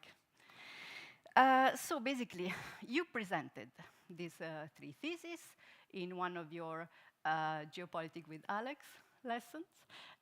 Love the name, by the way. And so I thought that this could be a good starting point, right? Sure. For this discussion, to try to understand this world of disorder and maybe suggest some strategies to bring back some order? Sure. Okay, so first of all, you know this topical debate between multipolar and bipolar system. Your first thesis in this book is that we are heading more and more toward a multipolar system with 3 main power centers, Europe, China, and the US, and a whole array of challenger, let's say. What do you think are the challenges and the opportunities for the EU in this new system? Well, first of all, thanks for having me. And I think, you know, we are at an EIF, so I probably shouldn't begin quoting Vladimir Lenin. But, you know, Vladimir Lenin allegedly said that there are decades when nothing happens, and then there are weeks when decades happen. And I feel that we're very much in one of those junctures in history. And I think for our generation and for us in Europe, this is our 1918, 1945 or 1989 moment when something big is happening. Of course, in this particular case, it was ignited by Putin's and Russia's attack on Ukraine. But in 1918, they got it wrong. I mean, the League of Nations was a nice idea, but it failed. In 1945, they got it right. The world became bipolar. We had the UN and a rules-based system that guarded peace. And in 1989, we all thought that, you know, history ended. And to a certain extent in Europe it did, until Russia attacked. What's Europe's role in all of this? I think we have to understand that the world is changing, which basically means that the way in which I've described it is that we have 3 spheres of power. One is the global West, that's us, with the US and Canada, South Korea, Japan, New Zealand, Australia. We want to preserve the current world order. Why? Because we created it and it benefits us. We're roughly 50 states. Then there's the global East, which is about 25 countries. It's led by China, followed by Russia, Iran, and 22 countries that vote with them in the UN. China, of course, is very strategic. It's very patient. It's very intelligent. Since it started opening in '78, it's been basically creating path dependencies with the rest of the world. It is now the biggest creditor of 120 countries in the world. On top of that, it is the biggest provider of infrastructure and raw materials around the world. Russia is a disruptive power. It's sort of a superpower in decline, and you can see that in its behavior. And then, of course, Iran and the rest. But they want to change it. They want to change the order because they don't feel it benefits them. And to a certain extent, Russia succeeded in enforcing that change.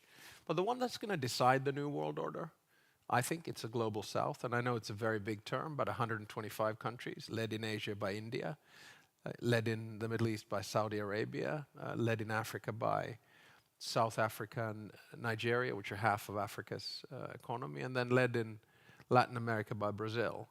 And I think we're going to be looking at a fairly unstable world in the next 10 years when we try to find this new system. And I guess my message to Europe is that if we want to win this battle for the hearts and the minds and souls of the global south, we need to change our behavioral pattern. I think we're way too arrogant. I think we assume too much. We do monologue. We do conditionality. We don't do dialogue. We don't do real cooperation. And in the next, I think, few years, we'll see a lot of these smaller regional and local conflicts emerging. The one big one that we've seen, of course, Ukraine, Russia. Now we're seeing another possible big one, which is localized so far between Hamas and Israel, but could escalate. So this is the world that we are in. It's a dangerous world, but I'm still hopeful that we find solutions. Sorry for the rather extended answer, but I think your introduction was extended as well. So. No, it's great because actually you sum up a little bit all the questions that I'm going to ask you later. For example, this global south you're speaking about. Yeah. In your introduction to your book, you also said that the alliances today are fluid. Some are based on interest, others are based on values. I imagine that the EU transatlantic partnership are based on values. What do you think about this global east and global south that you spoke about? Yeah, I mean, and also I should probably be on the record. I haven't published the book yet. I mean, it's almost there, but there are reasons why I'm not coming out with it yet. It's sort of I've been working on it for 3 years. It's very much the product of my soul. And you talked about the practice. Actually starts with a text message exchange with Sergei Lavrov 3 days into the war. Now, what do I think the base case is? I think we're going to see two things. One, we're going to see the regionalization of power, right? So that means that organizations such as the EU or the African Union or ASEAN are actually going to be quite strong because it's more about regional integration than globalization. And we, of course, have a tradition to do that, right? We've been doing it since the 1950s. And yeah, sometimes it looks a little bit messy and sometimes people get frustrated, but, you know, we kind of muddle through. But the second thing that happens, and that's value-based, the second thing that happens are these sort of unholy alliances, which are cross-continental. They're not value-based. So let me give you a few examples. The BRICS, Brazil, Russia, India, China, and South Africa. Of course, an abbreviation which was created by a Goldman Sachs chief economist, Jim O'Neill, in 2005. That has now been added on with 6 countries, with an additional, I think, 13 wanting to become members. What's the glue that keeps these? I mean, Iran and Saudi Arabia in the BRICS, what's the glue that keeps them together? Nothing, except a rejection of the West. So we have to prepare for that. You know, why did Saudi Arabia join the BRICS? Well, probably because it wasn't allowed to come into G7. So, you know, these are the types of unholy alliances. G20, nice. The African Union became the 21st member of G20. G7, AUKUS. Yes, there is a bind there between the UK, the US, and Australia, but nevertheless, the Quad. Yes, there's a valued, but so we're seeing these sort of interesting alliances emerge, and that's why a lot of people say that the global politics is like playing chess. I don't think so. I think it's much more complicated than chess. I don't know, game go or something. A lot of intuition, a lot of different types of movements all the time, and that's what we're going to be looking at, I think, for the next 10 years. So it's interesting times for us who study international relations, who've been involved in international relations. And I don't belong to the doomsdayers who say that it's all going to collapse and it's not going to work. No, of course, we're going to solve this. It's not a question of that. It's just that the tectonic plates are shifting at the moment. So it's an advantage, let's say, to have a value, a base of value, let's say. Well, for us, but we have to understand that, history didn't end. I was a Fukuyama kind of a guy. I thought that, of course, 1989, all 200 countries in the world have to understand that the best form of government is liberal democracy, market economy, and globalization. That's what it was all about. But then at some stage, perhaps starting with 9/11, we began to realize that, perhaps the rest of the world doesn't think like us. Then we tried to export our form of government through war. In Iraq, for instance. It didn't work, did it? So, I think you have to lead by example, not by force. And at the end of the day, eventually, I'd hope that a lot of people see that, liberal democracy is a good form of government. So, as you said, Afghanistan is an example of a failed attempt to export democracy by force. Ukraine, on the other hand, it's like democracy is so deeply rooted that people are willing to die for it, and for the freedom, of course. Could this also be partially interpreted as a successful, Yes. and then I will come back to this later, a dignified foreign policy, because this is the term that you use on the EU, a policy of leading by example? Yeah, just a little correction to come back. I think Iraq was a mistake, Afghanistan was not. Okay. In Afghanistan, we were, to a certain extent, fighting a war of terror, and we can see what happened in Afghanistan when the West left. The Taliban came back. But in any case, that's not the point. The point here is Ukraine. And this is an interesting thing. I think the year 2022 was actually bad for dictators and authoritarian regimes. It wasn't zero COVID policy wasn't exactly a success in China. And Putin's attack on Ukraine, I think, was one of the biggest tactical and strategic mistakes in modern history. He thought he could do what he did in Georgia in 2008, where I was mediating peace with Bernard Kouchner, and what he did with the Crimean Peninsula in 2014. But he got three things wrong. One, he overestimated his own military. Two, he underestimated the Ukrainian military and Ukrainian resilience. And three, he underestimated the unity of the West. And what he basically ended up doing went completely counter to what he expected. He wanted to Russify Ukraine. It became European.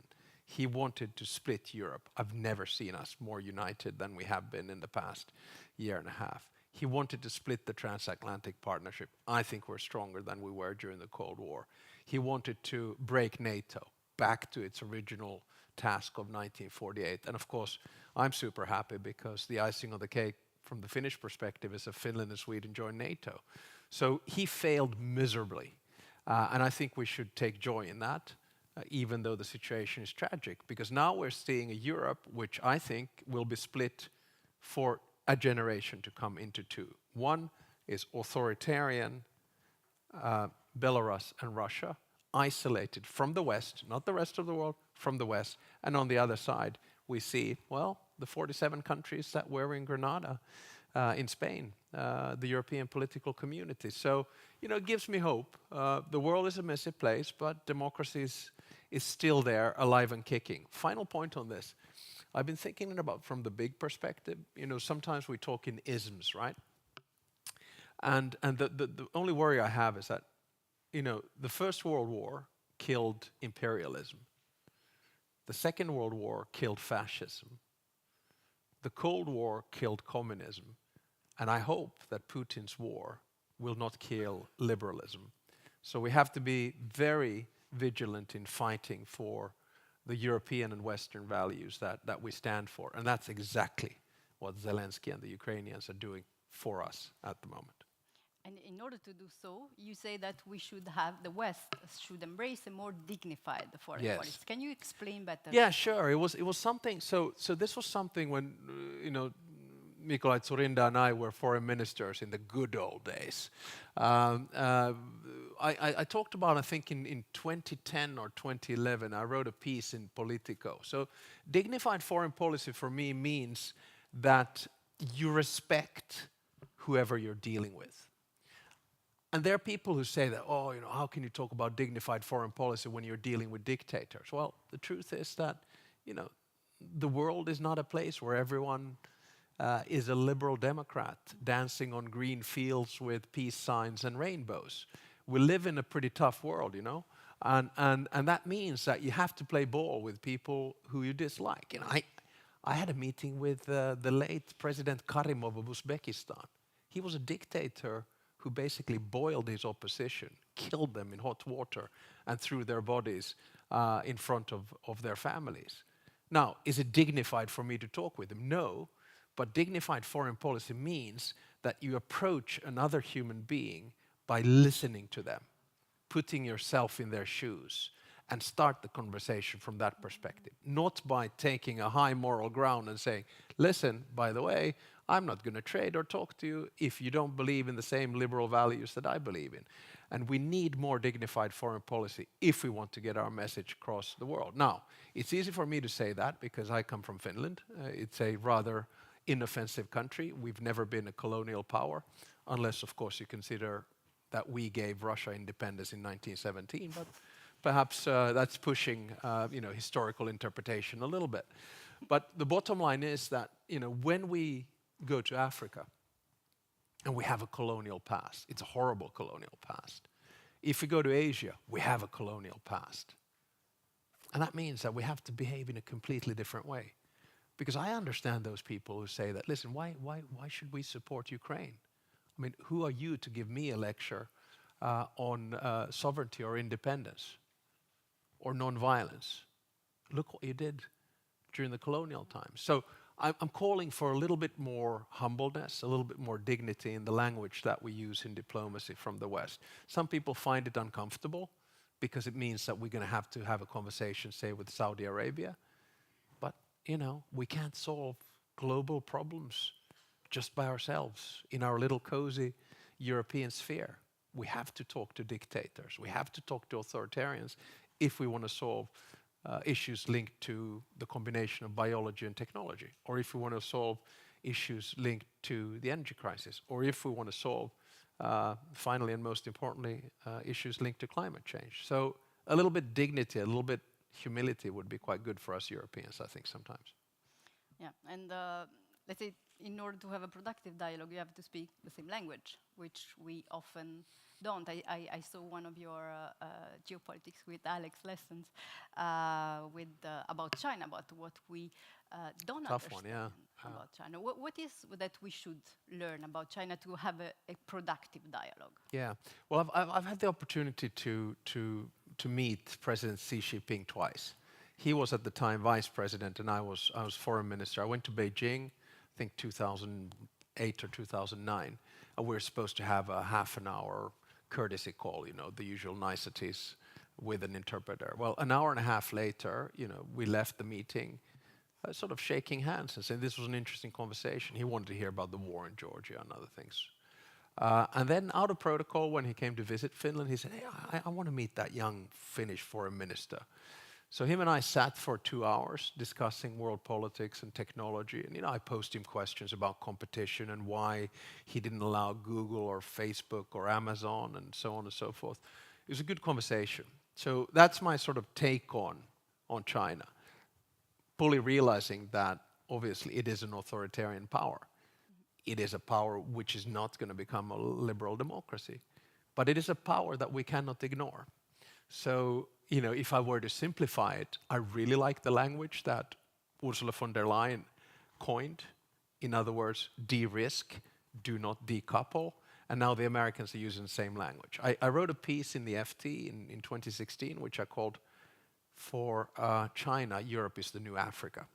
And I know it was a bit provocative, but the idea was that what China was doing to African raw materials, they were starting to do to European technology and IP. And I warned against that in 2016.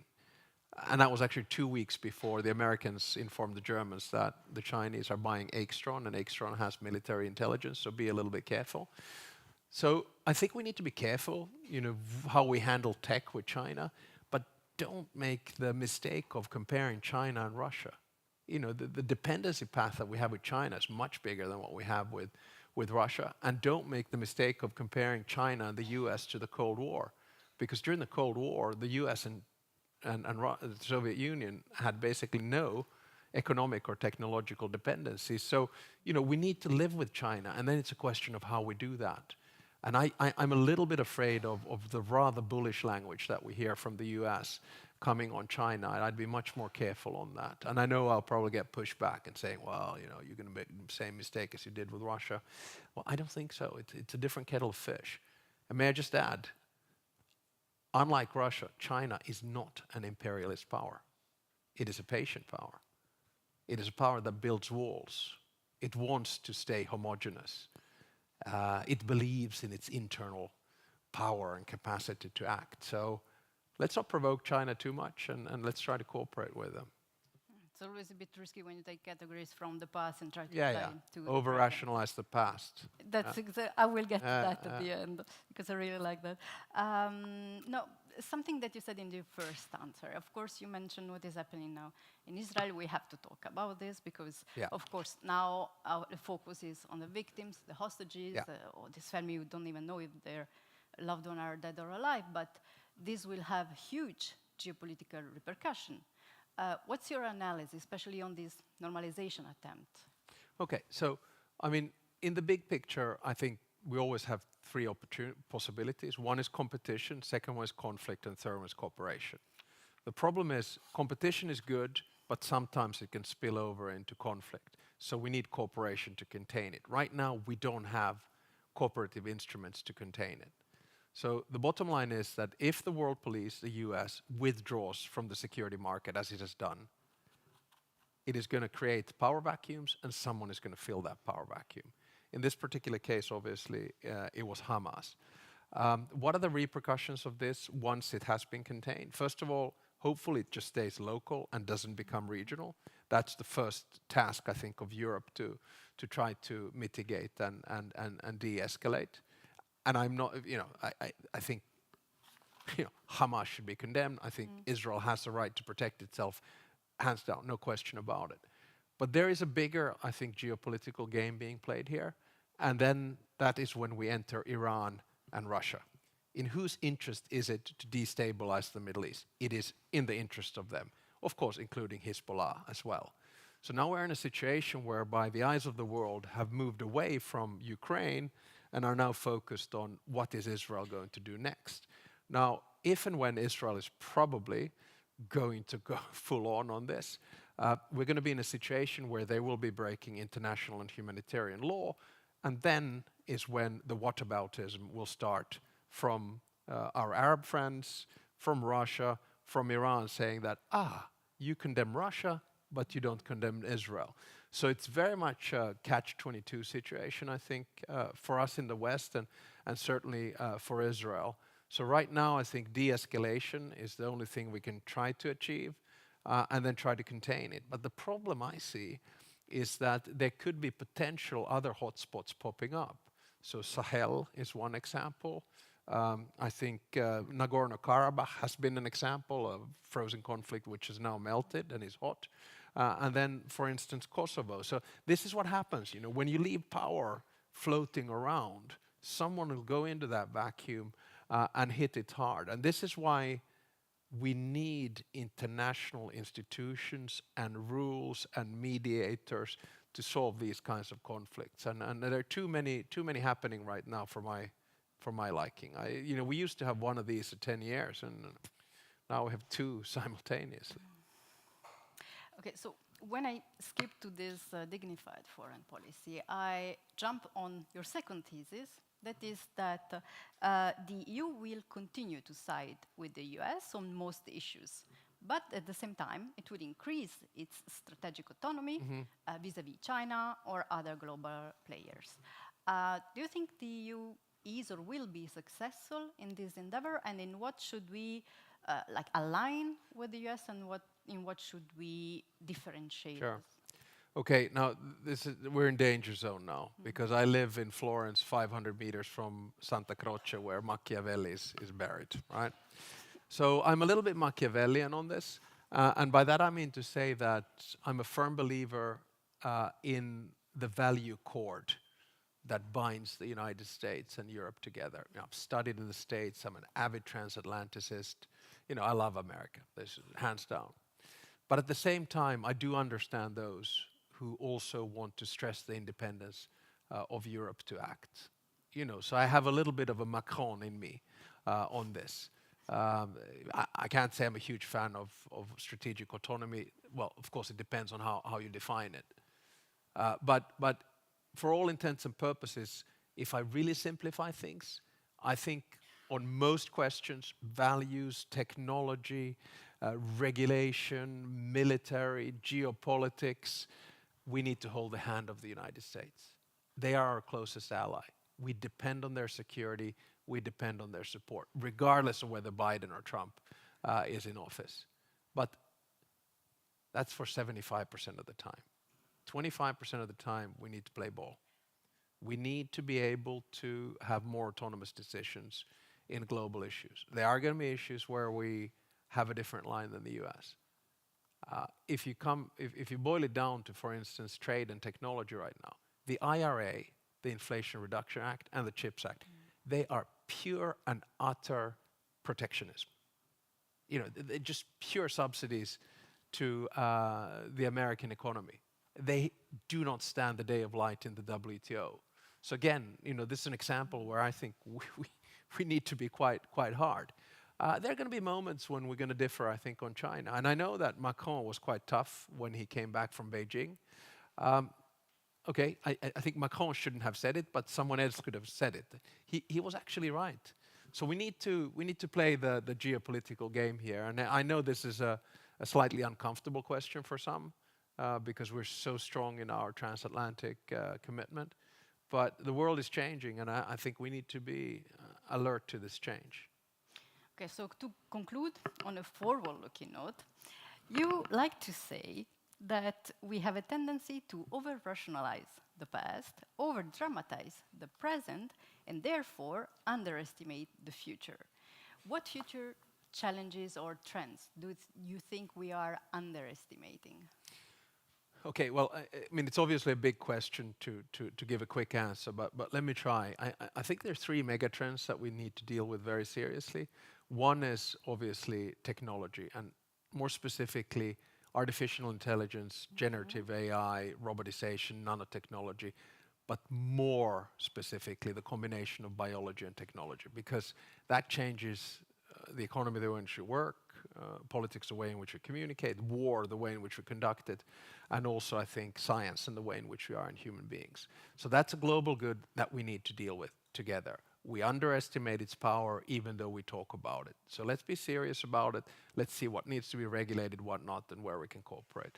The second one is a classic, climate change, which is obviously then linked to environment, which is linked to energy.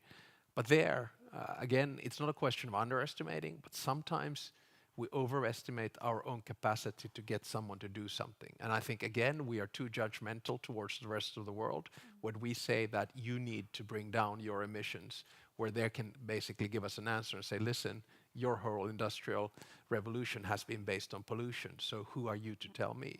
We need to regulate it, we need to finance it, and we need to innovate ourselves out of that. And the third one is actually demographics. And that's also a global good in the sense that the PIN code of the world is changing. You know, it used to be in the beginning of the century 1114. So 1 billion in the Americans, 1 billion here, 1 billion in Africa, and 4 billion in Asia. By the end of the century, it's going to be 1145, and the 4 is Africa. And if we combine technological innovation, climate change, and a demographic curve which increases the population of Africa and makes it younger, and decreases our population and makes it older, somewhere we need to find a match, whilst at the same time a lot of politicians are crying foul about immigration. So a lot of challenges, but you know, I'm the eternal optimist. You know, human beings have a tendency to solve these problems. We have less death through war today, we have less death through pandemics today, we have less death through famine than we've had ever in history. And I think this is a challenging time, but this is going to be a good century. Okay, I would would like to pretend that I'm not seeing that time is almost over because I have another 100 questions, but unfortunately it is almost over. So I would just like to thank you very much for this interesting conversation and for accepting to be here with us today. I look forward to reading your book, of course. Thanks to the audience, and now Sandra, over to you. Thank you, Sarah.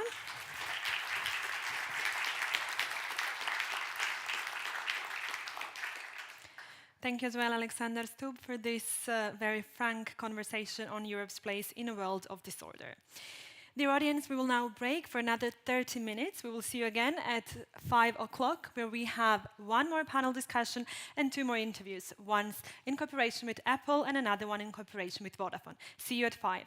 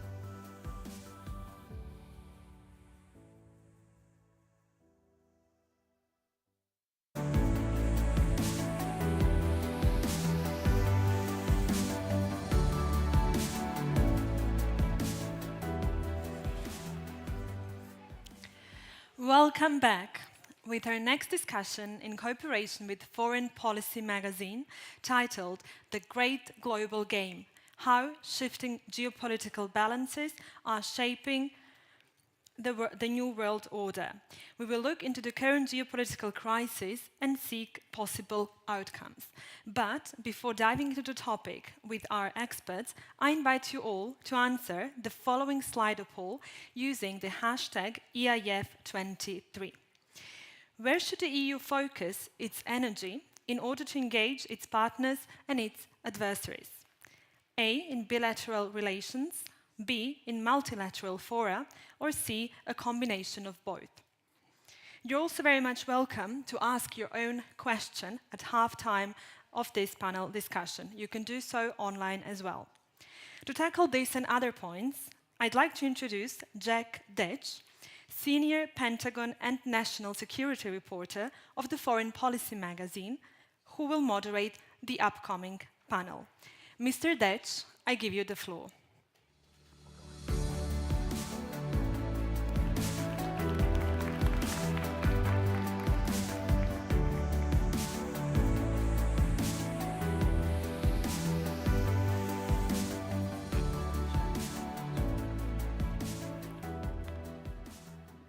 Thank you so much for the intro, Sandra, and welcome to the second panel of the day. We're tackling a small subject, the new great geopolitical game. And of course, we're in a situation now where the post-World War II order is under threat. We have the war in Ukraine, the emerging war in Israel, and of course, China on the rise. And the United States and Europe, of course, battling political fatigue at this moment of crisis here. So I'm going to ask our distinguished panelists how the world can handle this. I'm Jack Detch, Foreign Policy's Pentagon and National Security Correspondent. I'm lucky to be joined by Julie Smith, U.S. Ambassador and Permanent Representative to NATO. I'm happy to be joined by Klaus Welle. He is the Academic Council Chairman of the Martin Center and was in the European Parliament as the Secretary General for several years. On my left here, Arnaud Dejean is a member of the European Parliament and on the Subcommittee of Foreign Affairs and Defense. And then Karen von Hippel is the director of the Royal United Services Institute, a think tank in London. So thank you all for your time. Ambassador Smith, I want to go to you first to talk about the situation in Israel, obviously outside of your remit to a degree, but a major test for the international community. I'm curious how you think it's handling this moment and if there's a EU and NATO angle here to support the Israelis in this current war with Hamas. Well, thank you very much. Thank you for the invitation. It's nice to see you, Jack, and thanks to all the organizers. Just to say at the top, obviously, the events over the weekend were absolutely unspeakable, an unspeakable tragedy collectively. I think it's safe to say that all the members of the NATO alliance have condemned the terrorist attacks that occurred against Israelis. We are fully united in that perspective. We agree that Israel has every right to defend itself. And I think looking forward, we are going to have an opportunity. We're going to have all of the NATO defense ministers coming to town either this evening or tomorrow morning for both another meeting of the Ukraine Defense Contact Group, but also a defense ministerial.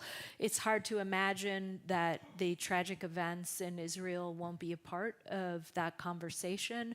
We'll have to see exactly how we fit that specifically into the schedule. But in terms of a NATO role specifically, I don't think anyone's suggesting a NATO role. For the United States, obviously, we have a very important bilateral relationship with Israel, a long-standing commitment that is unwavering to their security. That will not change. You've seen an announcement by the United States to move the USS Gerald R. Ford closer to Israel as a deterrent. There are other steps that the United States is taking to provide assistance, but I'll leave that really in the hands of my colleagues back in Washington, since, again, NATO's specific role as it relates to events in Israel is somewhat limited. Well, I do want to touch on that with you before I move on to the rest of the panel. Obviously, a major political pulse check for the Biden administration here. You have to aid Israel. You have the aid package coming up for the Ukrainians. The consensus seems that they'll be merged together. Do you have confidence that Congress is going to move ahead after they've just knocked off the Speaker of the House? I have confidence that the United States is going to be able to maintain the commitments that it has both to Israel's security and to ensuring that our friends in Ukraine have what they need to defend themselves against continuing unprovoked Russian aggression. I don't see a challenge in meeting those two commitments, and I am confident, I think the President's confident, that we will be able to deliver in both cases. Klaus, I wanted to turn to you really fast. Of course, Russia has had a relationship with Hamas in the past. Russian diplomats have had close ties. There's been visits to Moscow.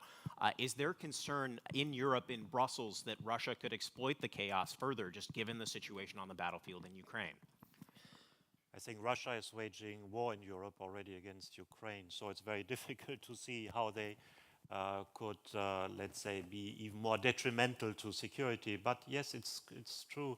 They might wish that the United States maybe are getting distracted, that all the attention is deviated to Israel and to the actions of Hamas, and that the war in Ukraine is going to go a little bit into the background. But I think this is not going to happen. The United States is committed to supporting Ukraine. The European Union is committed to supporting Ukraine. And we are committed because this is about the rules in the 21st century in Europe. Russia tries to re-establish empire. We know what this means from our own history, whereas we are offering the European Union of citizens and states. And Russia is afraid, it's not competitive with its own proposal, it's afraid that Ukraine could become a success model and therefore destabilize its own regime. So this is not over, this is not a regional conflict, this is something which is fundamentally about the order of Europe in the 21st century, and that's why we are not going to be distracted. Well, want to touch on that more in a minute. Arnaud, I wanted to get your perspective on what's going on in the EU. Obviously, the EU has made a decision now to review the funding that goes to the Palestinian Authority, the largest foreign funder of the Palestinian Authority. That doesn't seem to stop the money, though. I'm curious, what's next? Obviously, Borrell and the 27 foreign ministers meeting right now as we speak. What do you expect to be the next step in the Eurozone? Well, this debate about aid, I don't think there will be a freezing of the aid as such, because most of the aid of the EU, if not all the aid, goes to the West Bank, not to Gaza. So this flow is not direct to Hamas, of course. And there is a need still to dissociate the terrorist group Hamas, which has to be crushed, and it will happen, I think, and the rest of the Palestinian population, especially in the West Bank, with humanitarian aid and also what we are providing. So I don't think this will stop, but it has to be reviewed indeed. That's what we are also asking for as parliamentarians. We had already meetings this very morning in the parliament. We will have a debate next week. We have a plenary session in Strasbourg next week, so that will be on the top of the agenda, of course.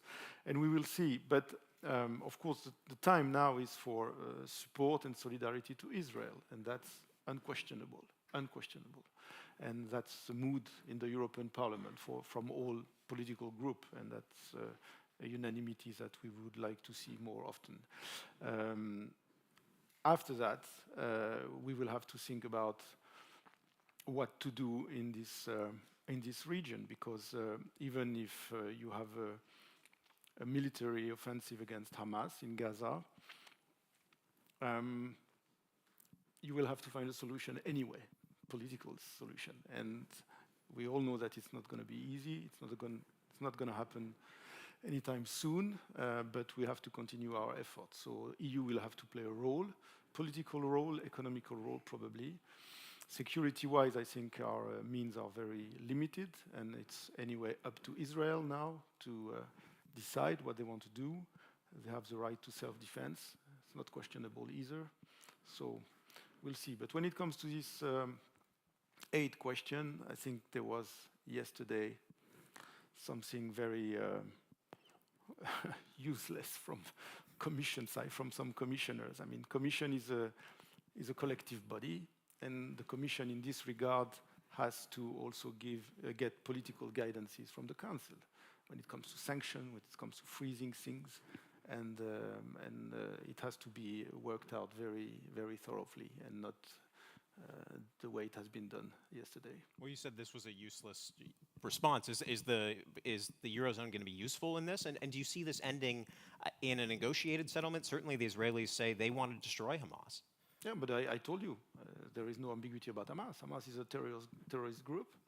It has done a terrible terrorist attack against civilians, something unprecedented on the very soil of Israel.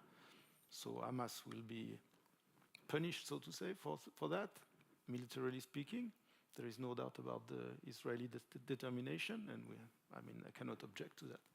Yeah. But having said that, Hamas is not the whole Palestinian people, and Gaza is not the whole Palestinian territory. So what about the West Bank? I mean, we will have to live with this for decades to come. And so a military offensive, as legitimate as it is right now, will not bring the solution for the long-term perspective of the Palestinian territories. Dr. Van Hippel, want to get back on topic and kind of take a 30,000-foot view where this fits within the great power competition and great power conflict in the 21st century. Is this a situation where the foundations are so shaky with what's going on in Ukraine, with China's emergence, that non-state actors like Hamas can now take advantage? I mean, thank you, by the way, for inviting me. It's great to be on this panel with very distinguished guests. I think, of course, yes, Hamas probably thought that Israel was weakened because we had months and months of protests in Israel. They were obviously concerned about the Saudi-Israel agreement or potential agreement that was under negotiation, and so they wanted to strike. But I don't think it's I wouldn't describe it as chaos. I just think that powers are readjusting, and smaller countries are asserting themselves in ways that we haven't seen before. And so it's just getting far more complicated. I know there's a big debate about, are we in a multipolar world or not? But I think you even published a very good piece the other day on that. But certainly power is more diffuse than it was. We have obviously the rise of China, US-China competition. But it isn't the case that we're going to be in this binary situation where countries have to decide. I think countries are going to work with China sometimes, work with the US other times. I think in terms of this particular crisis, and I agree with Ambassador Smith, it's just so tragic, not only the civilians killed in Israel, but also civilians killed in Gaza as well, that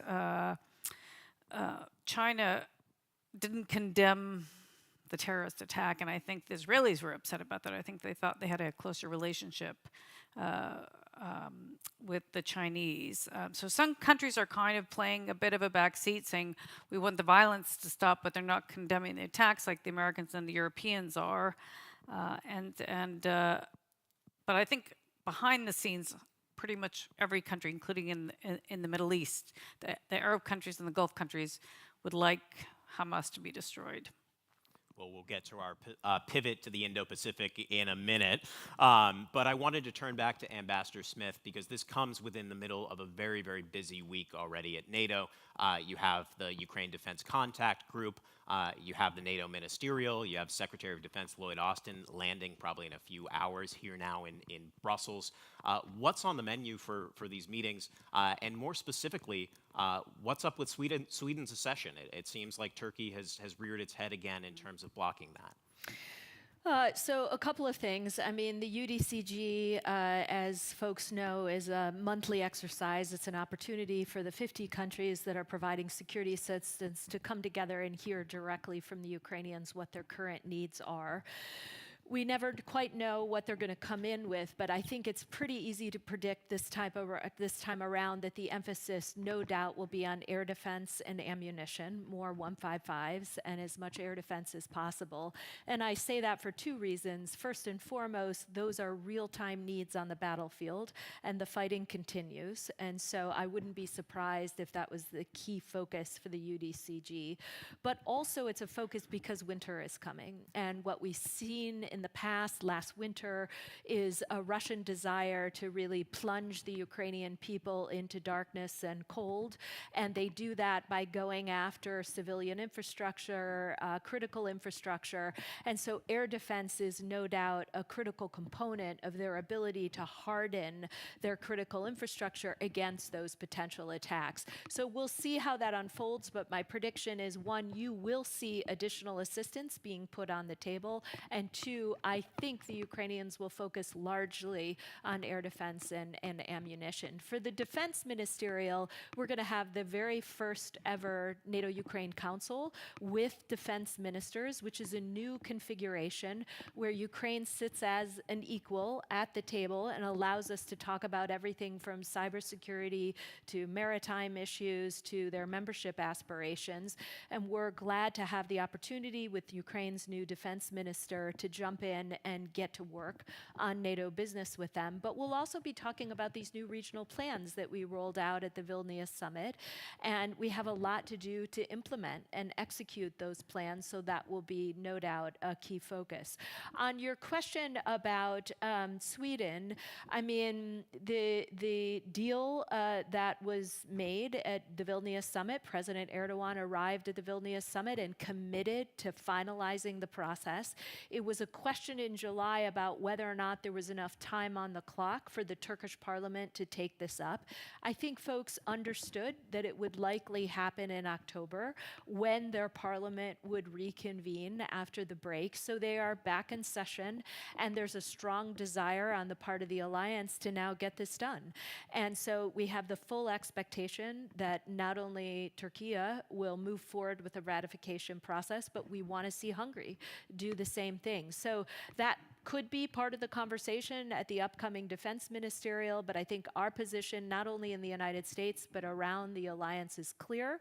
Sweden is ready for membership, and it's important not only for Sweden's security, but it's important for alliance security because of the role that Sweden's going to play in the Nordic Baltic region in particular, but really across the alliance as a whole. Is there still life left in this Ukrainian counteroffensive before the winter sets in? Seems like the Pentagon wants them to keep fighting through the winter. Well, we leave that determination to our friends in Ukraine. What they've signaled to us is they will keep fighting into the fall, into the winter. We'll leave it in their hands. Our role is to get them the support that they need to do that. Wanted to talk to you, Klaus, about the problem of industrial gravity that the Ukrainians are facing. Obviously, the West can't produce enough ammunition right now. Admiral Rod Bauer, NATO's military chief, has talked about that very specifically. What needs to be done in the West to produce enough ammunition to help the Ukrainians? And not to mention now, you have the Israelis asking for more U.S. and Western military aid, and you have a potential conflict with China on the horizon. My view is that we are having not only a temporary but a structural problem here. The structural problem is that we don't have an internal market for armament products, which means that we are producing small series, which means that we are producing too expensive. And then in times of need, we might be dependent on countries like South Korea. And I hope the Polish soldiers fit into South Korean tanks. I hope this very much. So we need to ramp up our own production capacity. That's what the Commission is doing. We need to have a real internal market on armament products, which is not hollowed out by national exceptions. We will need to invest into transport and logistics. This is not for today, but in any kind of conflict, if you can't get your military equipment where it's needed, it's pretty useless. That's, I think, a very important idea for the next MFF negotiations. We have a budget line, but it's far too small. I think we need a kind of EU DARPA. The United States has their own research program, which is both for military goods, but also for civilian. We need something like this in preparation of the next MFF. And we will need to close the strategic holes which we are having, transport capacity and satellite, and also in intelligence. So we need to do now what can be done now by pooling whatever we have and providing with the Ukrainians. But I think this has to be a major wake-up call, because the conflict with Russia is something that is probably going to drag on for years, if not decades. And therefore we need structural reforms in the European Union to be better prepared next time. Arnaud, it sounds like what Klaus is talking about is the EU becoming more of a military power. Is that what you see the future of the European Union being? And are your colleagues in the EU comfortable with that? Well, I've been fighting for this for at least 2 or 3 decades in different capacities, but it's still, I mean, we're still far from that. We have to be honest, but it has improved. I think at least first there is a kind of awakening. People are aware, and I think all governments in Europe are aware that more needs to be done. It was not always the case, far from that. So it's first good point. For the political will, it is there. Now, how do you translate that? Of course, you have a lot of things that can be done through budget. And Klaus has mentioned some instruments that were already put in place. It will be necessary, but it's not enough. My I have 2 main, I would say, concerns when it comes to the sustainability of the efforts that we are seeing now in Europe. The first concern is the resilience of our societies, because I fear that at some point, even if the question of the material support to Ukraine remains open, we have a kind of a fatigue within our societies. We should not underestimate that. We have seen some electoral process in Europe, in Slovakia, elsewhere, in my own country, in France. We have to be vigilant. We have to make sure that the people remain committed to our efforts in helping Ukraine. It is not a done deal, contrary to what we hope. Second issue is, I would call it reversibility. I think that the government have understood that they have to provide a lot of efforts to sustain defense capabilities in the long run. But we know that priorities can shift very easily, politically speaking. So I hope that when it comes to budgetary commitments, fiscal commitments, and capabilities, we remain on board. All governments remain on board, because I know that it can, defense can be easily sacrificed. If you have a social crisis, if you have economical crisis, energy crisis, and we are not totally immune from that, then priorities can shift, and then defense become second priority. So we have to be very careful with this. Dr. Van Hippel, I'm curious how you see the EU's foreign policy priorities, and there doesn't seem to be as much consensus within Europe about how to deal with China. Some folks want to placate China more. Some folks want to take the more hard tack that we've seen in Washington. How should Europe be striking that balance? Look, I think Europe is only going to get more complicated if it expands and accepts new members, and I hope it does accept Ukraine and other members in the near future, because that's really the best conditionality. That's the best way for Ukraine to reform its own internal administration, to deal with corruption issues that Ukrainians really do want to confront. So that will get more challenging, and I suspect we will return to more of smaller alliances of the willing and the capable. So not every country needs to do everything. Of course, yes, greater efficiencies and developing weapons, and not everyone needs exact same weapons in every country, but I suspect we'll see more smaller alliances, as we've seen already in Ukraine, including with the United Kingdom. Even though it's not in the EU, it certainly will play an important role in this going forward. So it's going to get more complicated, but of course, Ambassador Smith mentioned the winter coming. Let's also not forget the US elections are coming, and that will be an enormous challenge if former President Trump wins, and that really will change the equation, and then the Europeans really will have to do significantly more to maintain support to Ukraine. Fair enough. I wanted to touch on the China piece with you, Ambassador Smith. Obviously, China has been a footnote in the last 2 statements out of the NATO annual meetings, both at Madrid and at Vilnius. What's NATO's role on China? Obviously, you've expanded your staff to get more China experts as well. Well, it's really a remarkable story, and I think one that NATO allies are quite proud of. First and foremost, for the first time in NATO's 74 years, we were able to insert the Indo-Pacific and the PRC into the strategic concept. That was a major turning point for the alliance to recognize China as a systemic challenge and something that we needed to focus on. We've spent quite a bit of time really agreeing on the fundamental nature of the challenge. And now what we need to do is really essentially a shift from assessing the challenge to addressing the challenge. And part of addressing it comes in our partnerships with the 4 Indo-Pacific partners of Japan, Korea, Australia, and New Zealand. These 4 countries were present at the Madrid summit last year. They were present again at the Vilnius summit. I think it's safe to assume they'll join us in Washington next year at the 75th anniversary. And fundamentally, what we're doing is we are not expanding the alliance into the Indo-Pacific, but we are looking for ways to deepen these relationships in the Indo-Pacific because we see utility in breaking down the traditional silos. You know, years ago, the United States focused primarily on its Atlantic allies and then in other forums on its Pacific allies.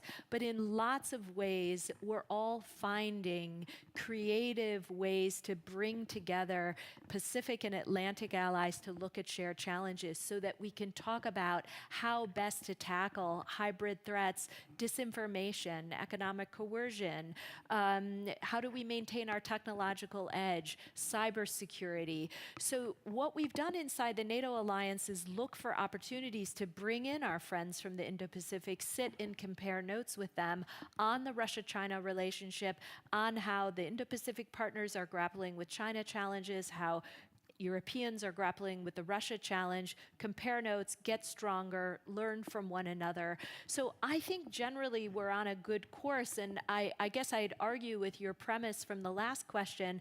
I don't think it's so much of the United States taking a harder approach and Europeans taking a softer approach. I think there's actually a lot of agreement right now. We're focused collectively on this challenge. There can be different national approaches, no doubt, but I think if you look at the US-China strategy and its focus on invest, align, and compete, I think you see similar threads in documents either coming out of the European Union or in some of the Indo-Pacific strategies that you see coming out of national governments of Europe. So yes, there are still some differences, but by and large, I think just over the last 3 years, we've seen Europe and the United States coming together to grapple with this challenge while they're bringing in partners from the Indo-Pacific. So generally, I think this is a good news story about the progress we've made really since, I would say, 2018, 2019. Klaus, how far can Europe's collaboration with Asia go? Obviously, you mentioned the Poles buying South Korean tanks. Is there a step further to go? I mean, when you're in Washington, you sometimes meet office holders who are called directors for Eurasia. So the United States has a habit to look at the landmass as one, and I think we have to learn a little bit from this. Europe is just the most western edge of that landmass, and the eastern edge therefore has to concern us as well. If, for example, Taiwan would be with military force incorporated into China, the world would be a different place because the Philippines wouldn't be secure, Japan wouldn't be secure. We know that Japan is producing 96% of the most highest developed semiconductors, so it would touch us massively, plus the sanctions regime then as well. So we cannot say this is not our issue. We will have to bring in a specific European viewpoint. The situation, I think, is extremely dangerous. Alex Stubb said in the last panel, this is not like the Cold War, but if we are looking like parallels, then it's more maybe like the situation before the First World War, where an up-and-coming industrial power started a huge fleet-building program, which China is doing, challenging the established power, and we know that by 2030 this will have reached a degree of maturity that maybe the Chinese could be tempted to use what they are building now. So extremely dangerous. We are concerned, therefore we have to work very closely with the United States, but there are also specific European interests that have to be brought into the debate. Well, I could ask questions all day, but I want to bring our audience into this. Sandra, I believe we have the poll results ready, so would love to hear what our audience is thinking about Europe's role in foreign policy. This is correct, Jack. I'm coming back with a question we asked you at the beginning of this panel discussion. The question was, where should the EU focus its energy in order to engage its partners and its adversaries?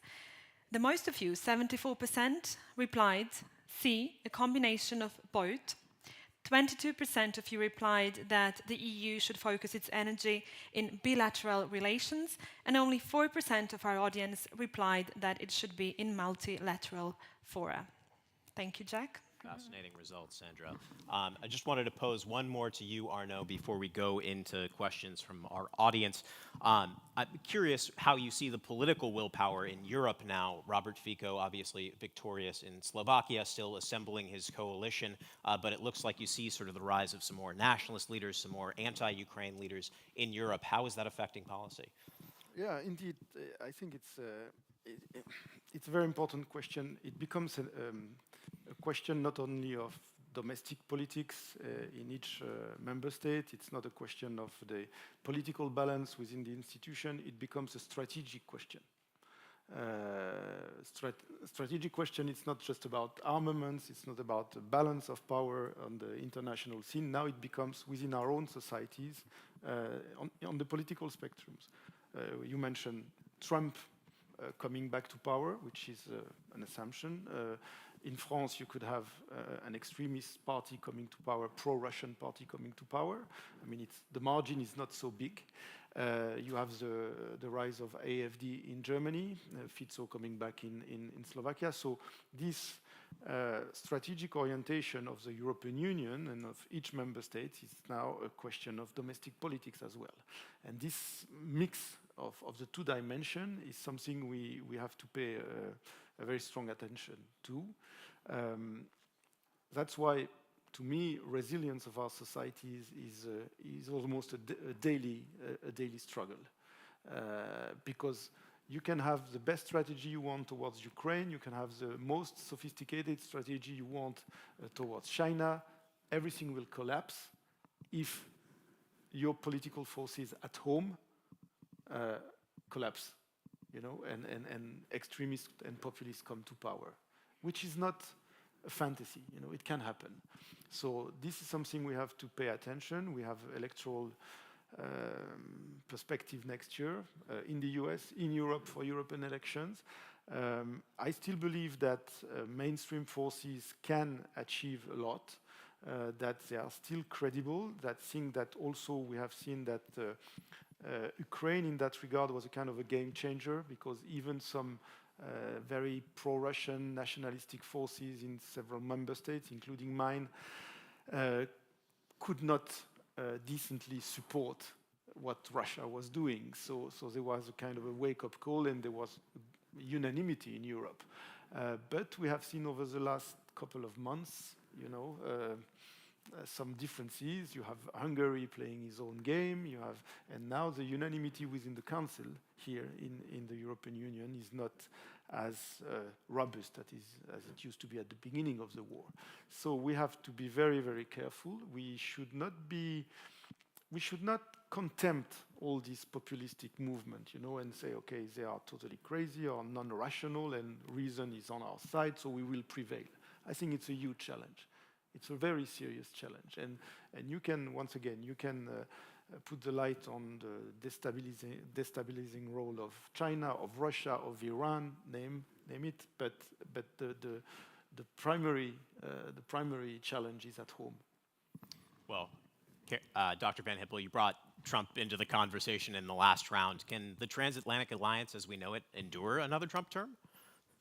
I think it would be very difficult, and I think Europe would do many things separate from the United States when the U.S. wasn't willing to play. So I think it'll really change the American power structure. But if I could also just add on to something that Arnaud said about the concern about resilience at home, there's also a concern about the 35-plus countries that abstained at the UN General Assembly vote twice over condemning aggression in Ukraine. So not even many countries around the world, from Latin America, from Asia, from Africa, they don't come from one area. They're no longer buying into what we see as Russian aggression.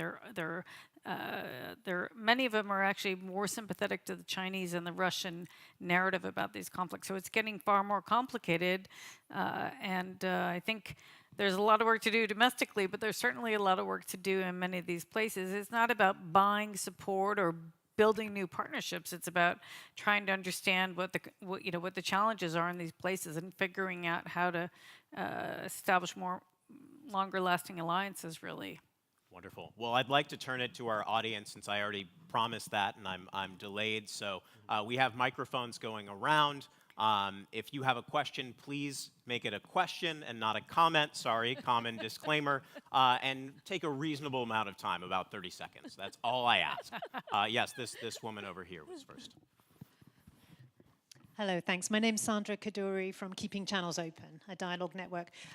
So if one of our goals is to encourage more effective regional approaches to stability, what's your message to countries in the Middle East in resolving the current Israel-Hamas conflict? How do we keep the Saudi-Israel peace process alive? And how talk to our friends in the region about stopping funding of extremist groups? Difficult conversations, but we can't only be pragmatic. We have to enter into difficult conversations.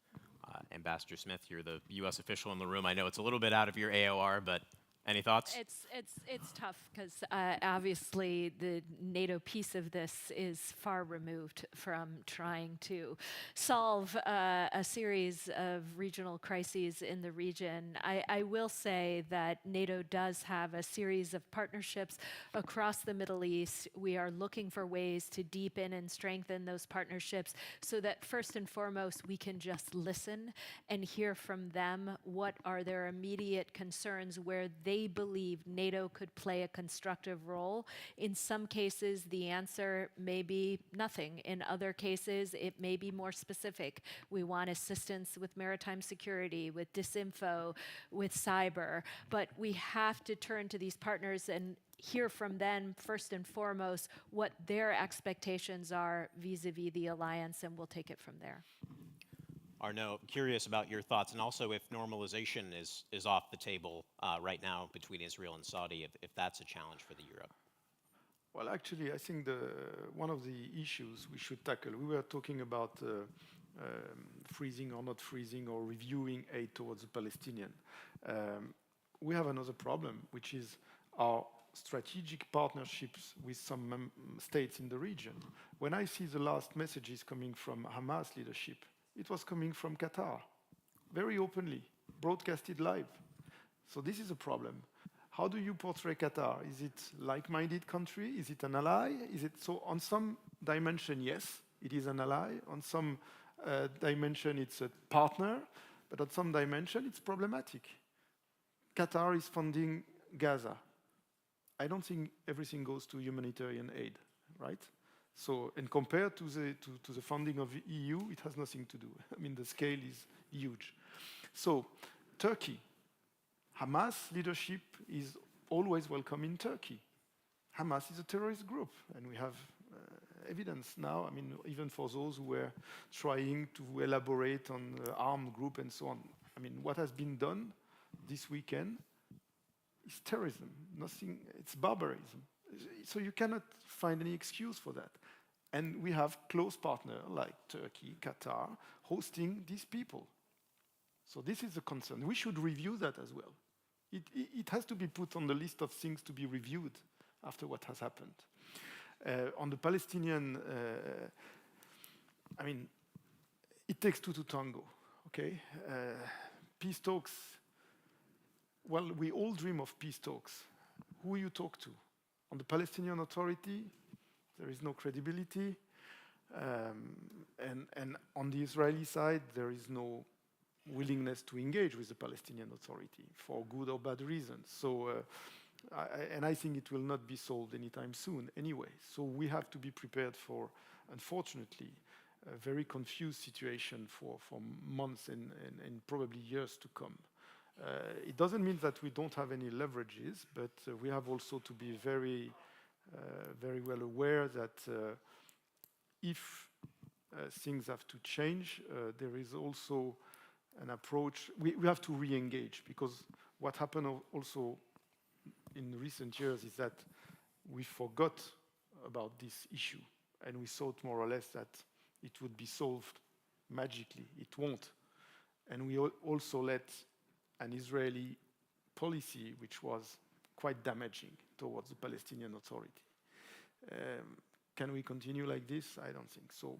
Probably we will have to re-engage the US, Europe, but it will take a long time.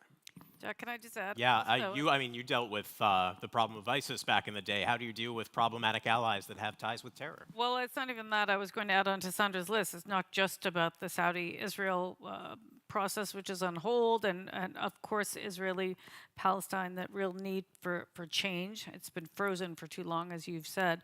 But of course, don't forget, there's a lot of concern about this war expanding, that the Israelis might attack Iran, or Lebanon might get, or not Lebanon, but more Hezbollah might get more involved. So I think that the deterrence factor provided by the United States, by the Europeans and others is helpful, but we don't know where this is going to go. So it's a little bit, there's more to be worried about than not. Yeah, we don't know indeed. Would love to get another question from the audience if we have, yes, this man in the champagne color. Hi everyone, my name is Manuel Ballotta and I'm a researcher for Vocal Europe. I wanted to ask, because we have talked about how the EU and NATO have engaged with other parties, both from a security perspective in this very polarized world, and we haven't talked about India, and I wanted to ask if the EU, mostly from the EU perspective, how it can engage both economically and from a security perspective, since India it's very independent foreign policy, especially towards Russia, and I wanted to ask if there were ways to engage. Thank you. Arnaud, what's the India angle? Well, I will first answer as a French. We have a strategic partnership with India, and I think it's working quite well, and I'm quite happy we can do that.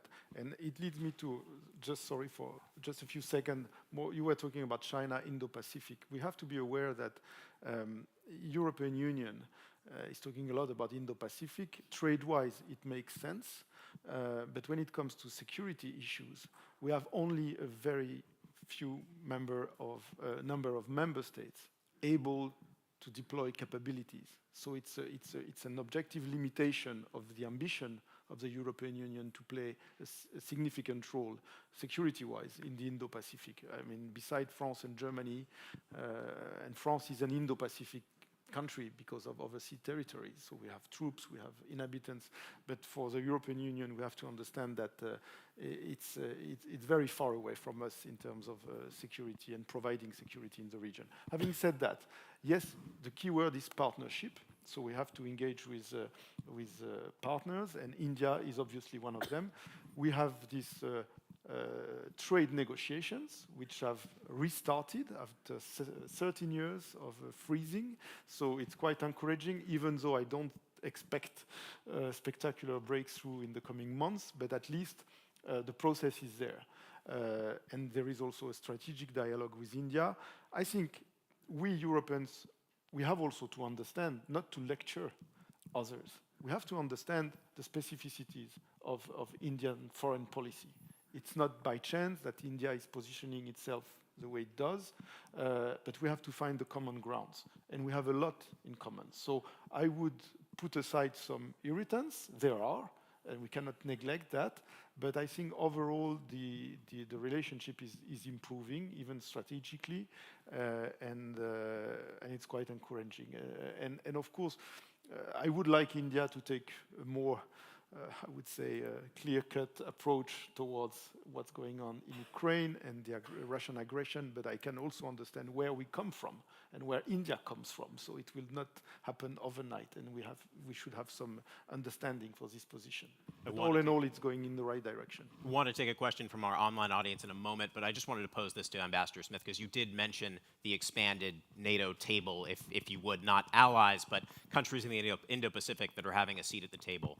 Is there a seat at the table for the Indians? Well, India has not yet expressed an interest in developing some sort of formal partnership relationship with the NATO alliance.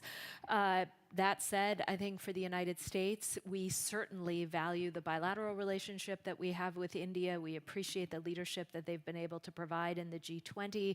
And should folks in India, the government, at some point be interested in even a dialogue with the NATO alliance, I don't think they'd find any resistance. But we're not pushing for it. This is this is a decision for each sovereign nation to take, and it's entirely up to a country whether or not they want to pursue either an informal or formal partnership with India, with the alliance. Understood.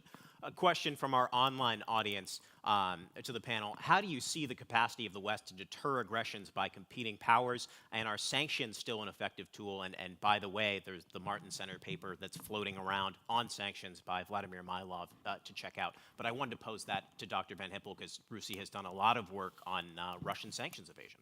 Right. It's an enormous challenge, yes, and I would encourage you to go to our website where we have a lot of publications on this subject. We have a team here actually in the Rusi Europe office that's doing a lot of great work on that and really looking deeper at how countries are evading Russian sanctions. And of course, Russians have been very clever about buying components, off-the-shelf components, often in different countries, or components that may be banned, but they've been very good at that for decades. So that's not a new skill. So I think it's also about countries getting smarter about how to tighten sanctions. It's about countries sharing more information and much more awareness. Klaus, to you, I mean, we've talked about the industrial challenge. It seems like the Russians are still able to load their guns, to build weapons in spite of these sanctions regimes.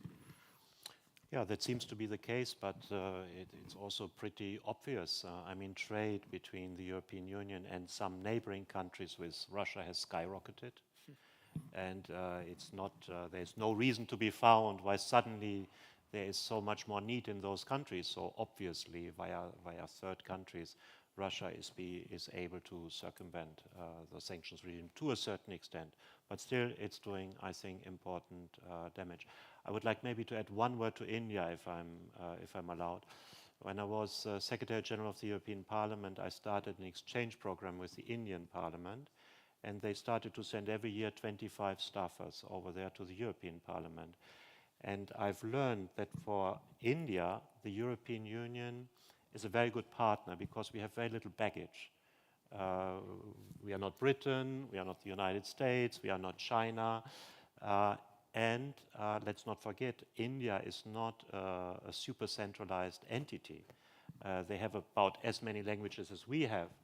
I think about 2 years ago, they managed to introduce a kind of harmonized regime for value-added tax. So there are many, many similarities, and therefore I think the European Union can play a key role with India. And by the way, I'm going next month to India for a week, and I've started also a partnership with the Nehru University in India, just to be present in that debate.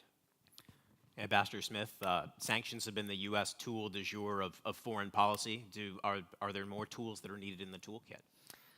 I think what we've seen really in the terms of the response to what Russia has done in Ukraine is an unprecedented use and application of sanctions.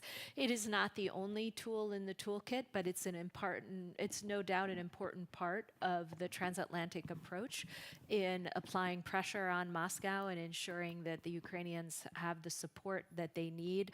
But look, we've got a wide array of tools that we've been able to use. We're isolating Russia, we're using the sanctions, we're reinforcing the eastern flank, individually providing support to the Ukrainians, humanitarian, economic, security assistance, housing their refugees, largely in Europe, but also in other countries. So I think it's an important tool. It's not the only tool. I would agree with Dr. Van Hippel in terms of how we've been able to have a more detailed, coordinated approach as it relates to what Russia is doing in Ukraine. And I do think it has been effective, but it is not a magic instrument that always immediately yields the results that you intend. In some some cases it can take time, but I think depending on what economic indicator you're looking at, I think there is evidence that the sanctions have had an impact on what's been happening inside Russia and their ability to cope with the consequences of this war in Ukraine. Arnaud, is the approach working? Well, I would say, I would echo what has been said. Sanctions are effective, but they are not decisive, in the sense that too often I see my colleagues here in Brussels having sanctions like a kind of a magic tool that will solve the issue. Okay, we apply sanctions, job is done. I mean, morally, I do understand the position, but the problem is how effective is it?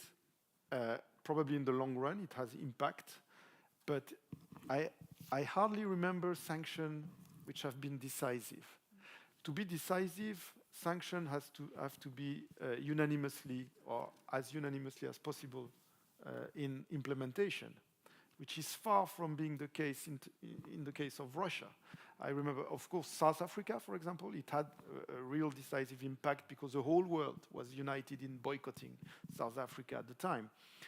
Former Yugoslavia, at the time of Milosevic, somehow, yes, he wanted to escape sanctions because, I mean, the pressure was high, but still, it took years to provide some result. Other examples where it did not work. Iran is under sanction for years. Cuba has been under embargo and sanctions for years.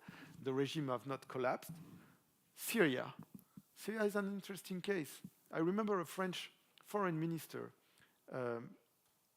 few months after a regime of sanction has been established over Syria, saying, well, within 6 months, he's done. Talking about Bashar al-Assad. He's going to run out of cash. If you see one dictatorship in the world running out of cash, call me. I'm very interested. It never happens. So we should be very lucid about sanction. Yes, we have to apply sanctions. Yes, it's effective, but be careful, it's not decisive alone. And I think we have also to get a very targeted system of sanctions. Interestingly, within the European Union, we have some sanctions that have been challenged legally by oligarchs, and they won.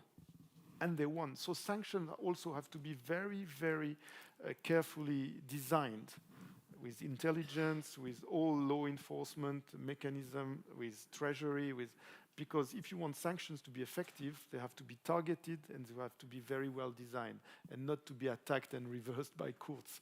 And this is an issue as well. So if anyone knows a dictator running out of money from sanctions, the EU wants to know about it. Yep. Would love to get back to our audience. I think we still have the microphone running around. If there's anyone else who'd like to ask a question. Yes, you, ma'am. You have a microphone coming to you. Thank you. I'm Anna Nalivaika from the Martin Center. I would like to follow up on the UN question that was briefly mentioned.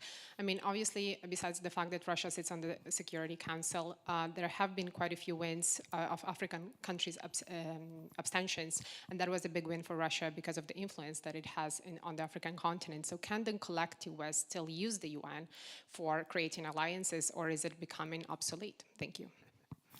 Ambassador Smith, your thoughts. We had Dr. von Hippel say the world's going minilateral, not multilateral, to paraphrase you quite a bit. But yeah, more functional, but anyway. Yes, curious, is the UN... I mean, the way I would frame it, again, wearing my NATO hat, is thinking about the approach that we've had inside the NATO alliance in terms of getting the message out about what we're doing, why Ukraine matters, why our support matters, why we're so focused on Ukraine. And I think initially, in the first few months after the war started, NATO allies were understandably very focused on maintaining unity within the alliance. It was the strongest card we had to play against Russian aggression, and it was absolutely critical that we showcase that unity and resolve in the face of this aggression. Over time, I think we also started to appreciate, though, that while we were focused on our own unity and shared message toward towards Moscow, we had to enlist the help and support of a much wider group of countries around the world. And that took us to conversations with many countries around the world about the fundamental principles of the UN Charter and what's at stake. And that brings us to territorial integrity and sovereignty. And that's where I think the conversation is ongoing. We have had, while there were countries that abstained in those critical votes at the UN, we did have over 140 countries come together and condemn what Russia has done in Ukraine. It was important. It required a lot of work, and there's still more work to do in terms of helping a wider community of countries understand, again, what's at stake. So it is imperfect in some ways, but I think NATO is looking for ways to be more effective in engaging countries around the world, not just having a conversation amongst ourselves, where we do have to maintain unity and make sure that Moscow is hearing in stereo surround sound our determination to support Ukraine, but that a wider group of countries continues to stand with Ukraine as well. Arnaud, are you finding the UN useful these days from an EU perspective? Well, I mean, we are all aware of shortages and problems of the UN and how it functions, but we certainly should not be the one sacrificing the UN and shooting at the UN. I mean, as it was said, the condemnation was wide in the UN. Of course, we single out the countries which have not voted like we would have liked the aggression to be condemned. But there are also, I would say, good surprises. For example, Serbia. And they were blamed by Moscow for that. We tend to see that they are aligned with Moscow because they don't apply the sanctions. Yes, indeed, and that's problematic. But at the UN, they voted like us. On territorial, for other reason probably, but I mean, who cares? The result was there. So, you know, we have to look carefully at that. And there is no better place for international law. I mean, the principles are there. It does not function. That's true. The Security Council is paralyzed, and it's not new. But we certainly should not be the one sacrificing the UN. In terms of multilateral forum, I mean, we have nothing else better than the UN at the moment to continue to work, even if we're not satisfied with it. We're running close to the end, but Dr. Von Hippel, still the best option, the United Nations? I mean, no, it's not the best option. And you saw that the vote had to go to the General Assembly because the Security Council would not be able to condemn anything right now, right? And the Security Council hasn't been able to condemn anything for years. I worked on Syria in the U.S. State Department, and even a humanitarian resolution could not get through the Security Council. And so I think the UN is just becoming more marginalized. I think that's really the challenge. It doesn't mean countries can't work together and come up with more creative solutions. And don't forget, these institutions were formed in a very different era, and the world has changed a lot since then. Klaus, you have the last word. Is the software working? I mean, on the United Nations, I would like to say that I was rather impressed by some members of the permanent members, not permanent, by the members of the Security Council. I listened to a number of representatives from Africa, and they were saying, look, the argument is made that the borders are not perfect. If we were to accept this argument, we would have war every day in Africa because we have to live with borders from the colonial times. And when it came to the protection of the territorial integrity, their really support was huge in the General Assembly. So I wouldn't see it as a negative. We are surely not surprised that Russia is not helping us to pass something in the Security Council. I think it's not so bad, and I think what Arnaud has been saying, in general, we have to listen more to others. I think that's the way forward. Fair enough. Well, that concludes our panel. Thanks to the audience for your questions. We'll call back up Sandra to introduce the next program.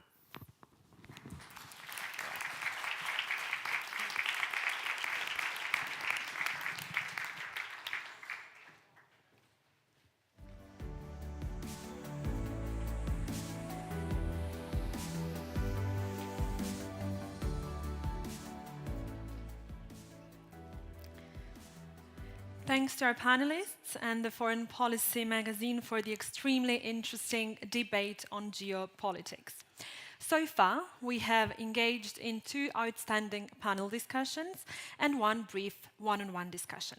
To finish off the first day of the European Ideas Forum 2023, we have 2 more interviews lined up.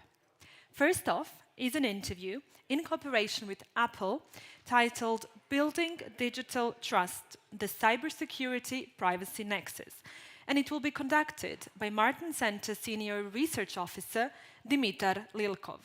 Dimitar, the floor is yours.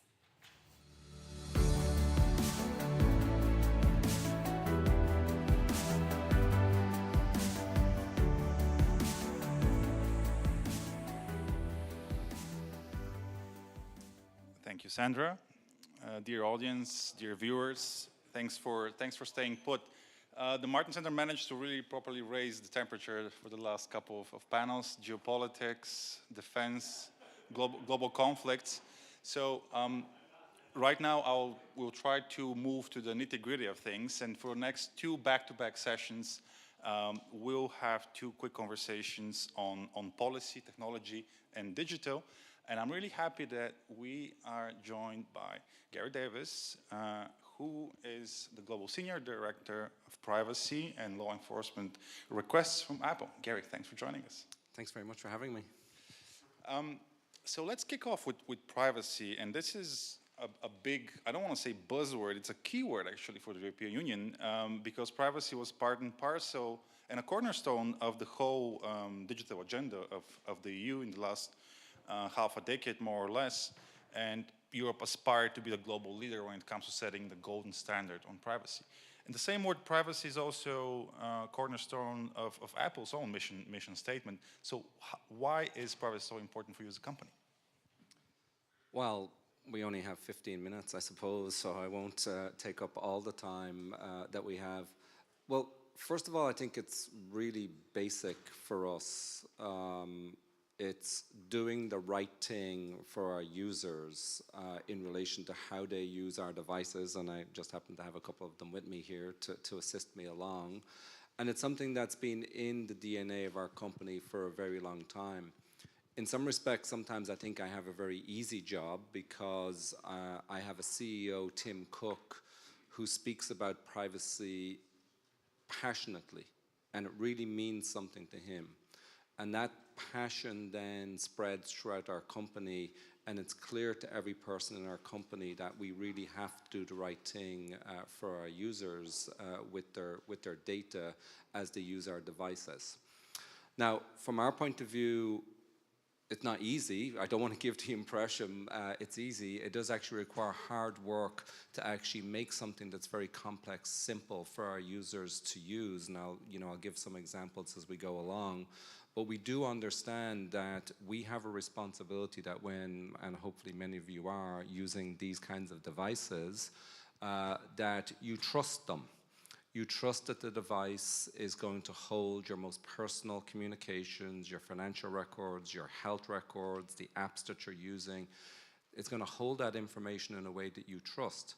By having that trust, actually, you will then have confidence in a way that I think Europe has recognized for a long time, that by having that confidence and a strong legal framework, and in our case, strong trust with our users, they will then use those devices in a way that I think benefits everybody in terms of the economy, etc., which I think is an important point, which, as I say, has been recognized here in Europe for a long time. But in terms of, how do we give effect to that? Because it's kind of easy to use words, but what does it mean in practice? We have 4 principles that we work off of. The first principle is data minimization. That's reflected in the GDPR. That actually means don't collect personal data unless you really need to. How do we actually do that? Well, in many instances, for instance, if you're using Maps on our devices or Siri, that's not tied to your identity. That's tied to a random number. So even if Apple wanted to take that data about your Maps usage as you came here today along the metro, or as you ask Siri a question and link it to your identity in some way in order to serve you advertising or whatever else it might be, we cannot do that by engineering design. Equally, as you use FaceTime or iMessage, those are end-to-end encrypted services. We again cannot access the content of your communications, even if we wish to do so. We also try to focus on on-device intelligence, so that's actually not collecting the data at all, having all the data processing and use of the data happen on your device. Often users don't understand that because it's kind of hard to explain in a sensible way, well, what does it actually mean for it to happen on my device? But when you go through your photos on your app and search for people, places, photos associated with Brussels, that's all happening on your device. It's not hitting our servers. It doesn't need to hit our servers. We don't need to know that you're carrying out those kinds of searches. And then if we do need to collect data because it's necessary for the provision of the service, we will actually give you very clear information and really convince ourselves that that's necessary before we go ahead and do it. And then finally, security. So, we are rather unique. We are, manufacturing the devices, shipping the operating system, providing some services. There's many other services available for you to use on your device. But it does give us an ability to offer security in a kind of unique way that has the whole ecosystem gathered together. And we believe that does give us an opportunity to provide really strong security, such that I think you will all be aware there's never been an outbreak of malware on your iPhone. That's kind of unusual in this industry whereby people and their devices are under constant attack. While we were talking, I just had a little rewind in my head. I think we've had, we've gone a far way. We've gone a long way when it comes to privacy. I remember, 15 years ago, when we had the first, huge digital revolution, social media companies, the Apple phones, Android phones came about. Nobody really thought much about privacy. We even had the notorious quote from one big tech founder, privacy is dead. And throughout the decade, we saw a number of red flags. The EU, of course, was very dedicated to the GDPR, encryption. The sector has moved a lot. And yet, what's your assessment? Are we there yet when it comes to the golden standards of privacy? What more can we expect? And how important is the private sector in establishing this by default and by design? I think you're a lot younger than I am, obviously. I joined the privacy community in 2006 when privacy was very active, and I thought, wow, we're at the top of it now, because obviously the EU has had a data protection framework since 1995. It modernized it obviously in 2018. A couple of years before that, it was updated with the GDPR. And the GDPR really has set a global standard for privacy in terms of making it clear to companies, making it clear to governments also, that privacy is important. Important, as I mentioned earlier, for building trust. It's not just, about sanctions and making people do the right thing. By doing the right thing, you will actually encourage people to engage in the ecosystem. And so from my point of view, given the global role that I have for Apple, I am in the envious, maybe, position of being able to see developments in other regions. So the GDPR has actually led to very similar laws in Brazil, in China even, which has had a privacy law now for the last couple of years, which has a number of similarities to the GDPR, Vietnam, and even in the last couple of weeks, India has produced a data protection law which is very similar to GDPR. And so for a company like Apple, which actually I think you'll find was the only so-called big tech company that actually advocated very strongly for GDPR, we actually think that's a good thing. We actually think it's a good thing that individuals, no matter where they're situated, have a legal framework that will protect their rights, because we've seen time and again that if you don't have those legal frameworks, certain members of industry, whether it's large data collectors, will try to head towards a race to the bottom. And that's not something we're interested in. It's also probably a reason why we're one of the few companies that has been calling for a federal privacy law in the US. We continue to call for that. We've been calling for it for some time. There was some hope there about 18 months ago, but unfortunately that seems to have passed now, and maybe we're not going to see it in the current framework. Okay, but that's great to hear. Apart from the U.S., and we all know that the U.S. is a special case when it comes to privacy. You mentioned Brazil, Vietnam, Japan. So the Brussels effect when it comes to privacy actually is a thing. And by the way, tomorrow we're having Professor Anu Bradford in our panel. So that's good advertising to stick around tomorrow, guys. So the Brussels effect actually is a thing. At this point, I would like to pivot and make a link with cybersecurity.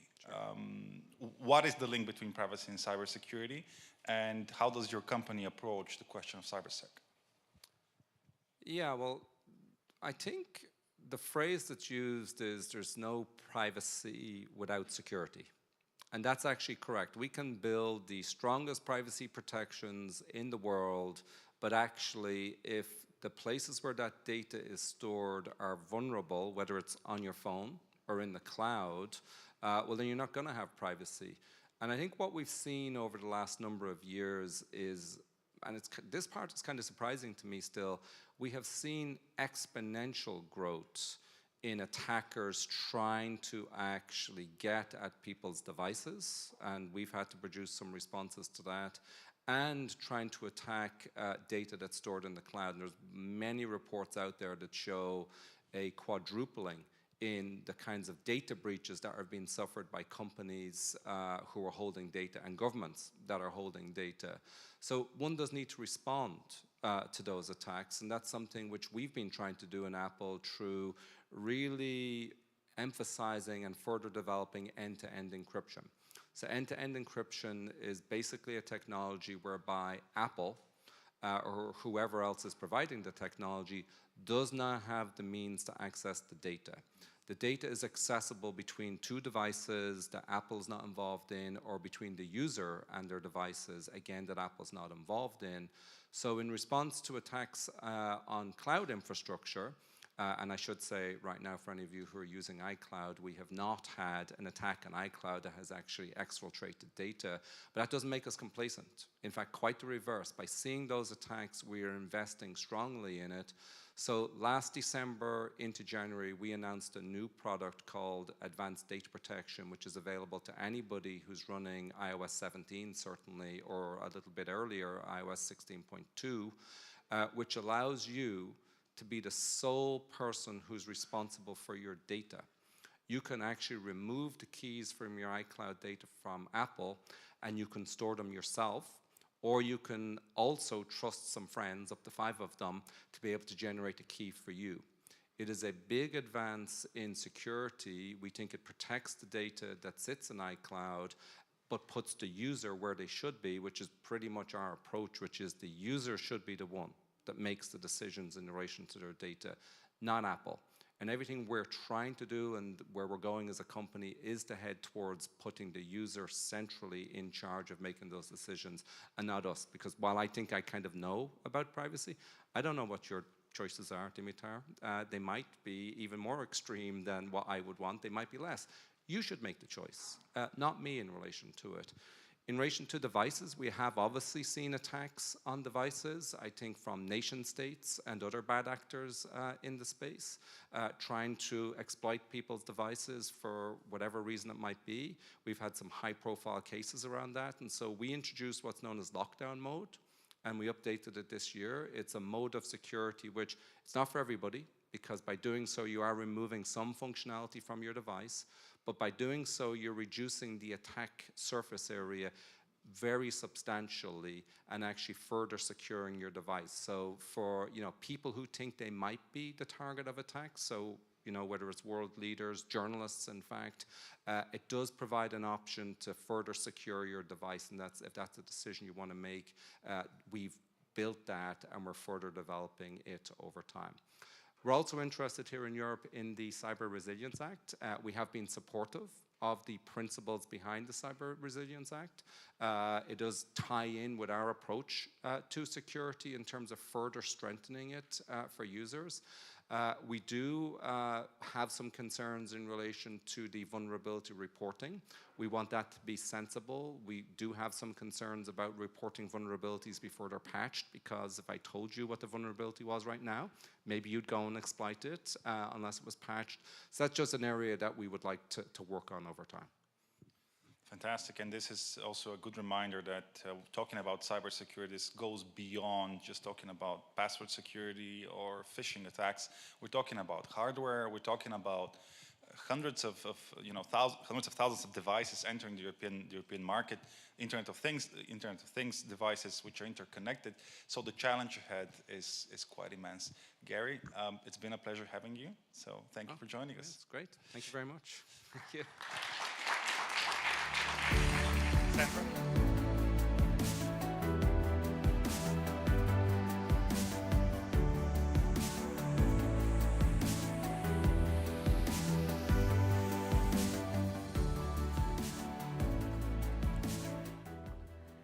Thank you very much, Gary. Thank you, Dimitar, for conducting this interview brought to you in cooperation with Apple on digital and cybersecurity. Dear audience, we have come to the last point of today's agenda. This is an interview titled Connectivity as a Vector for Europe's Global Competitiveness, and this interview is brought by Vodafone, and I shall pass the floor again to Dimitar, who will introduce to you our next and last speaker for today. Dimitar, over to you. Thank you, Sandra. Now on the stage is joining us from Vodafone, Ben Reshner. Please take your seat. You are the hot seat. Ladies and gentlemen, we're joined by Ben, who is the Group Chief Economist and also Deputy Director of Public Affairs for Vodafone. Thanks for joining us again. Ben, here in Europe, we love talking about the importance of connectivity as a driver for growth and for jobs. And yet, when it comes to digital infrastructure, when it comes to connectivity issues, we still have a lot of problems here in Europe. Zooming out, what's your assessment when it comes to the rollout of digital infrastructure in Europe? Where are the bottlenecks? And is this only a question about money and investment, or there's something more to it? So thank you, big question, and the last session of the evening, so I know I'm standing between everyone and what they really want to get to, but no, just to clarify, on digital infrastructure, really the part I'd answer is the bit which we really care about, where we're famous for, which is the connectivity layer within a much broader digital ecosystem. And from our perspective, we are seeing Europe gradually losing its place in the world. We've had a history of being innovators at the head of the game, and now we are concerned that actually we are falling behind. And whether we look at benchmarks which the ERT produces, whether we look at external evidence from OpenSignal, done a big study on where do you have 5G in different countries in the world, and there's no European country in the top 10 countries of the world. And that starts to be a concern for us. And we firmly believe that Europe needs to regain its edge on connectivity, but we see major bottlenecks. And I would place the bottlenecks in two aspects, two C's in fact.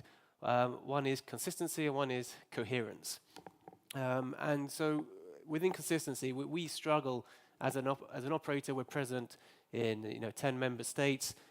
We have partner markets across every other member state apart from one.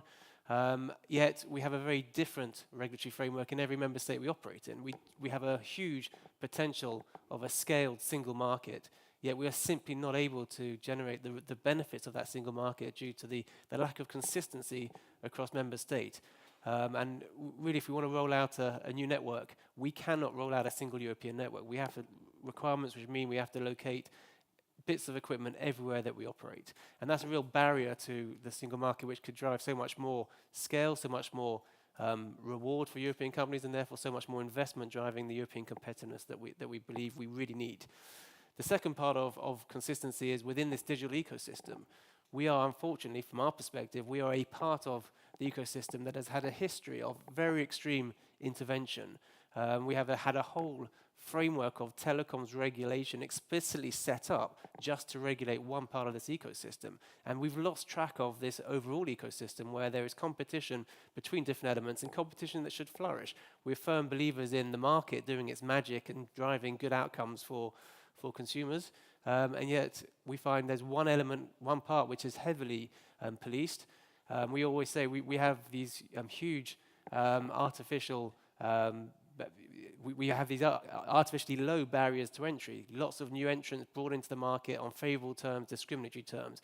We have these huge barriers to exit. From a merger point of view, huge conditions applied anytime the market wants to get to a more consistent and more efficient structure. And then when we're in there, we are sort of plucked.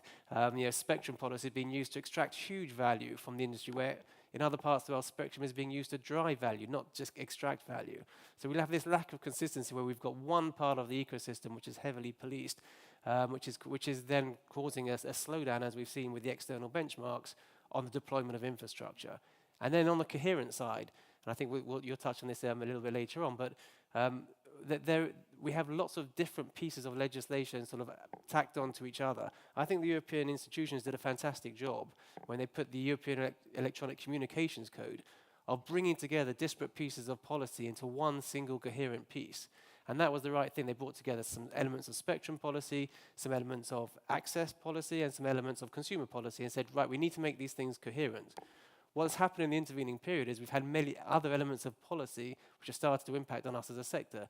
Much more interventionist security policy, as an example. We haven't really cracked a merger policy. And the result is we have this incoherence between where we want to get to, digital decade targets, which we strongly support, and different pieces of policy which don't come together as a cohesive whole to drive us towards the end game that we really aspire to.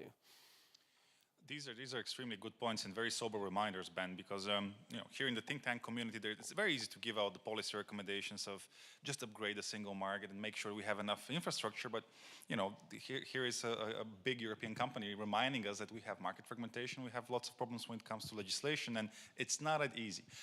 You touched upon 5G, and I want to close the topic on infrastructure with 5G. Do we see the same problems when it comes to 5G rollout? Because Europe hasn't been that much of a success case in the last couple of years when it comes to 5G deployment. Yeah, and this is the heart of the problem, in our opinion. We are behind on 5G. We have less connections on 5G. We have less availability of 5G. And the prognosis is not good. The prognosis is not healthy. It's a sector which, if you look at the financial performance of the sector, the return on capital of the sector is below the cost of capital. And this is unsustainable. The sector has a huge amount of debt. We all know what's happened in the capital markets in the last 12 to 18 months, where as a result of external factors, the cost of debt and the cost of, therefore, all financing has gone up. There isn't endless capital available. And the ability for us to invest in a step change technology, because that's what 5G is.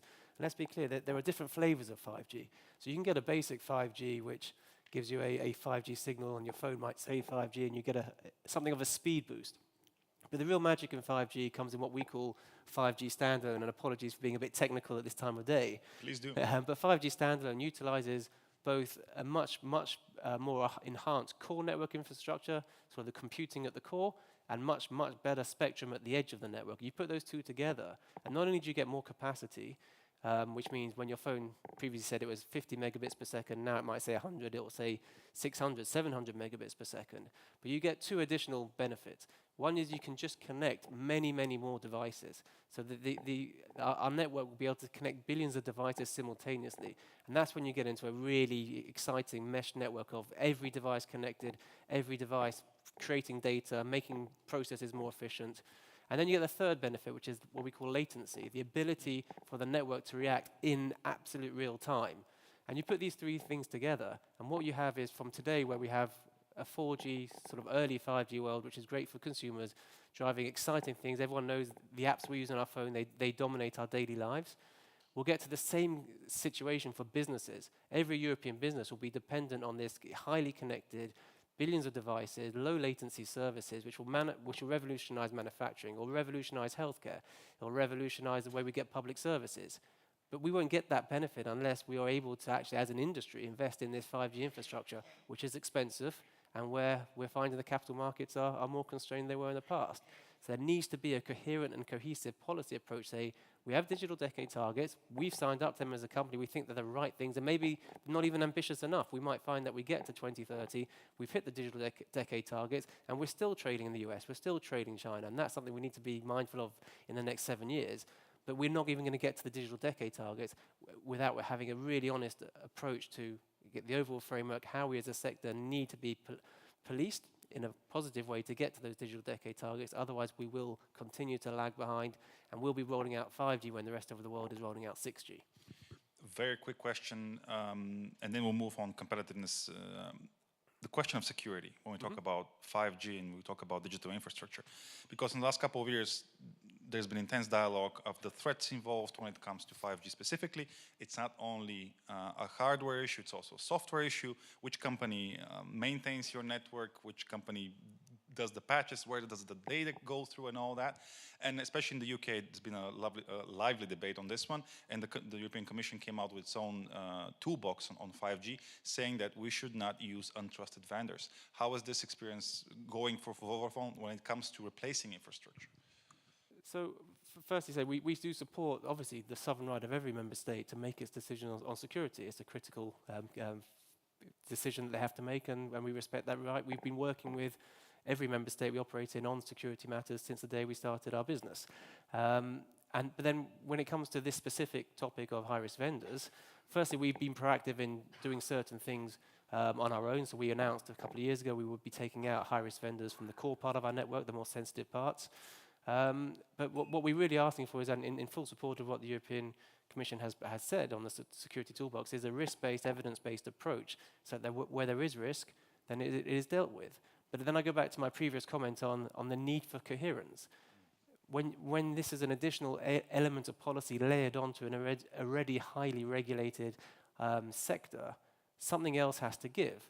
And so it is right and appropriate to make decisions on security, but they're not taken in a vacuum, and something has to change. So the question is, what has to change? And here there's not that many options. So on the one hand, you could say, well, let's just accept that if it's going to be more expensive now to replace old equipment and have less vendor choice because we have certain vendors we can't use, then maybe we have to scale back the ambition on the digital decade targets, not something that we would propose. Or we need to find other policy levers. There's other policy levers which maybe can bring more financial oxygen into the sector, different approaches to spectrum, different approaches to market structure. And then there's also, how do we create more vendor diversity to ensure that the risk from one less or a few less choices on from a high-risk vendor perspective are replaced with something else. And here we see Open RAN, where we're making huge progress on Open RAN, but where we found that the European institutions have been way behind other parts of the world. The UK, the US, India especially, are really getting behind Open RAN as they see it as a future of more competitive networks, more efficient networks, but also a way to have greater supply chain diversity. These are the things that need to change, and probably all of them need to change in combination to compensate for where member states make decisions on security to remove high-risk vendors from certain parts of the network. And if all else fails, then there's always the option for public money in the form of compensation to ensure that we don't lose the path that we need to be on, which is towards those digital decade targets. Digital decade as a final point, and you are the chief economist. I want to pick your brain on this one. How do we address and how do we achieve those digital decade goals? There's need of investment, need of policy, legislation. If you can focus on two very important points when it comes to either achieving those targets or boosting competitiveness or the digital intensity in SMEs, you name it, which 2 or 3 points would you address in a nutshell for achieving these targets? If I could just do it down to 2 or 3, then that's a magic formula. Like I said, firstly, it is addressing the investment climate. We just have to have a pro-investment mindset in Europe, and that goes back to, I'll repeat it until you all fall asleep, but we just have to have this coherence around what do we want to get to, and if we want to get to a certain place, then every decision needs to be taken with that in mind. I mean, we find it bizarre that there is a sort of a 2 to 3 year framework for assessing a merger in relation to what happens to prices, instead of a 6-year, 10-year horizon in assessing a merger in terms of what happens to investment and what does that mean for consumer welfare. So it's really saying, if that's where we want to get to, every policy decision, every regulatory decision, every competition decision needs to be viewed through the lens of what our end point we need to achieve is. And then I think, I repeat it, it's the need for coherence. But coherence and consistency, but really then the single market. If you can fix all the individual problems of, do we need to have a better approach for spectrum? Do we need to have a better approach for security? But if we're not utilizing the full benefit of a single market, we're not going to achieve what Europe can achieve. And it's a shame that, we are an example of this, Major European operators in the last 5-10 years have all retrenched from their previously very expansive pan-European ambitions to being much less pan-European. This is a statement of fact. We've had to exit some markets. Deutsche Telekom, Orange, Telefonica, the 4 biggest operators in Europe, all have to exit markets. This is not the trend we want to see continuing, and there has to be a policy approach that says, how do we get the benefit of the single market? How do we ensure that we get scale in the connectivity layer to bring the broader benefit for other European companies to really get the benefit from the connectivity, the automated factories, the new processes which will make European companies more competitive in the world in a sort of a collaborative ecosystem, which at the moment we're going to have an ecosystem where we're going to suffer from the weakest link, which unfortunately will be the connectivity layer. Fantastic. A good reminder about the importance of a true digital single market and coherence when it comes to European policy. Ben Reschner, from Chief Economist at Vodafone, it's been a pleasure. Thank you very much.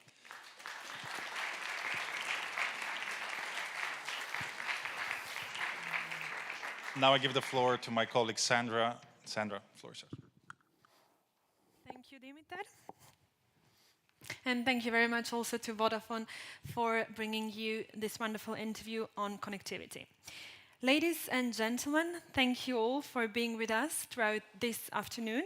And we're looking forward to welcoming you tomorrow morning at 9:30 with 2 more panel discussions, 1 policy debate, 2 interesting interviews, and a keynote address by European Parliament's President Roberta Metsola. Again, you can join us either here in the studio in Brussels or online on the Martin Center, YouTube, and LinkedIn channels. Thank you once again, and see you tomorrow at 9:30.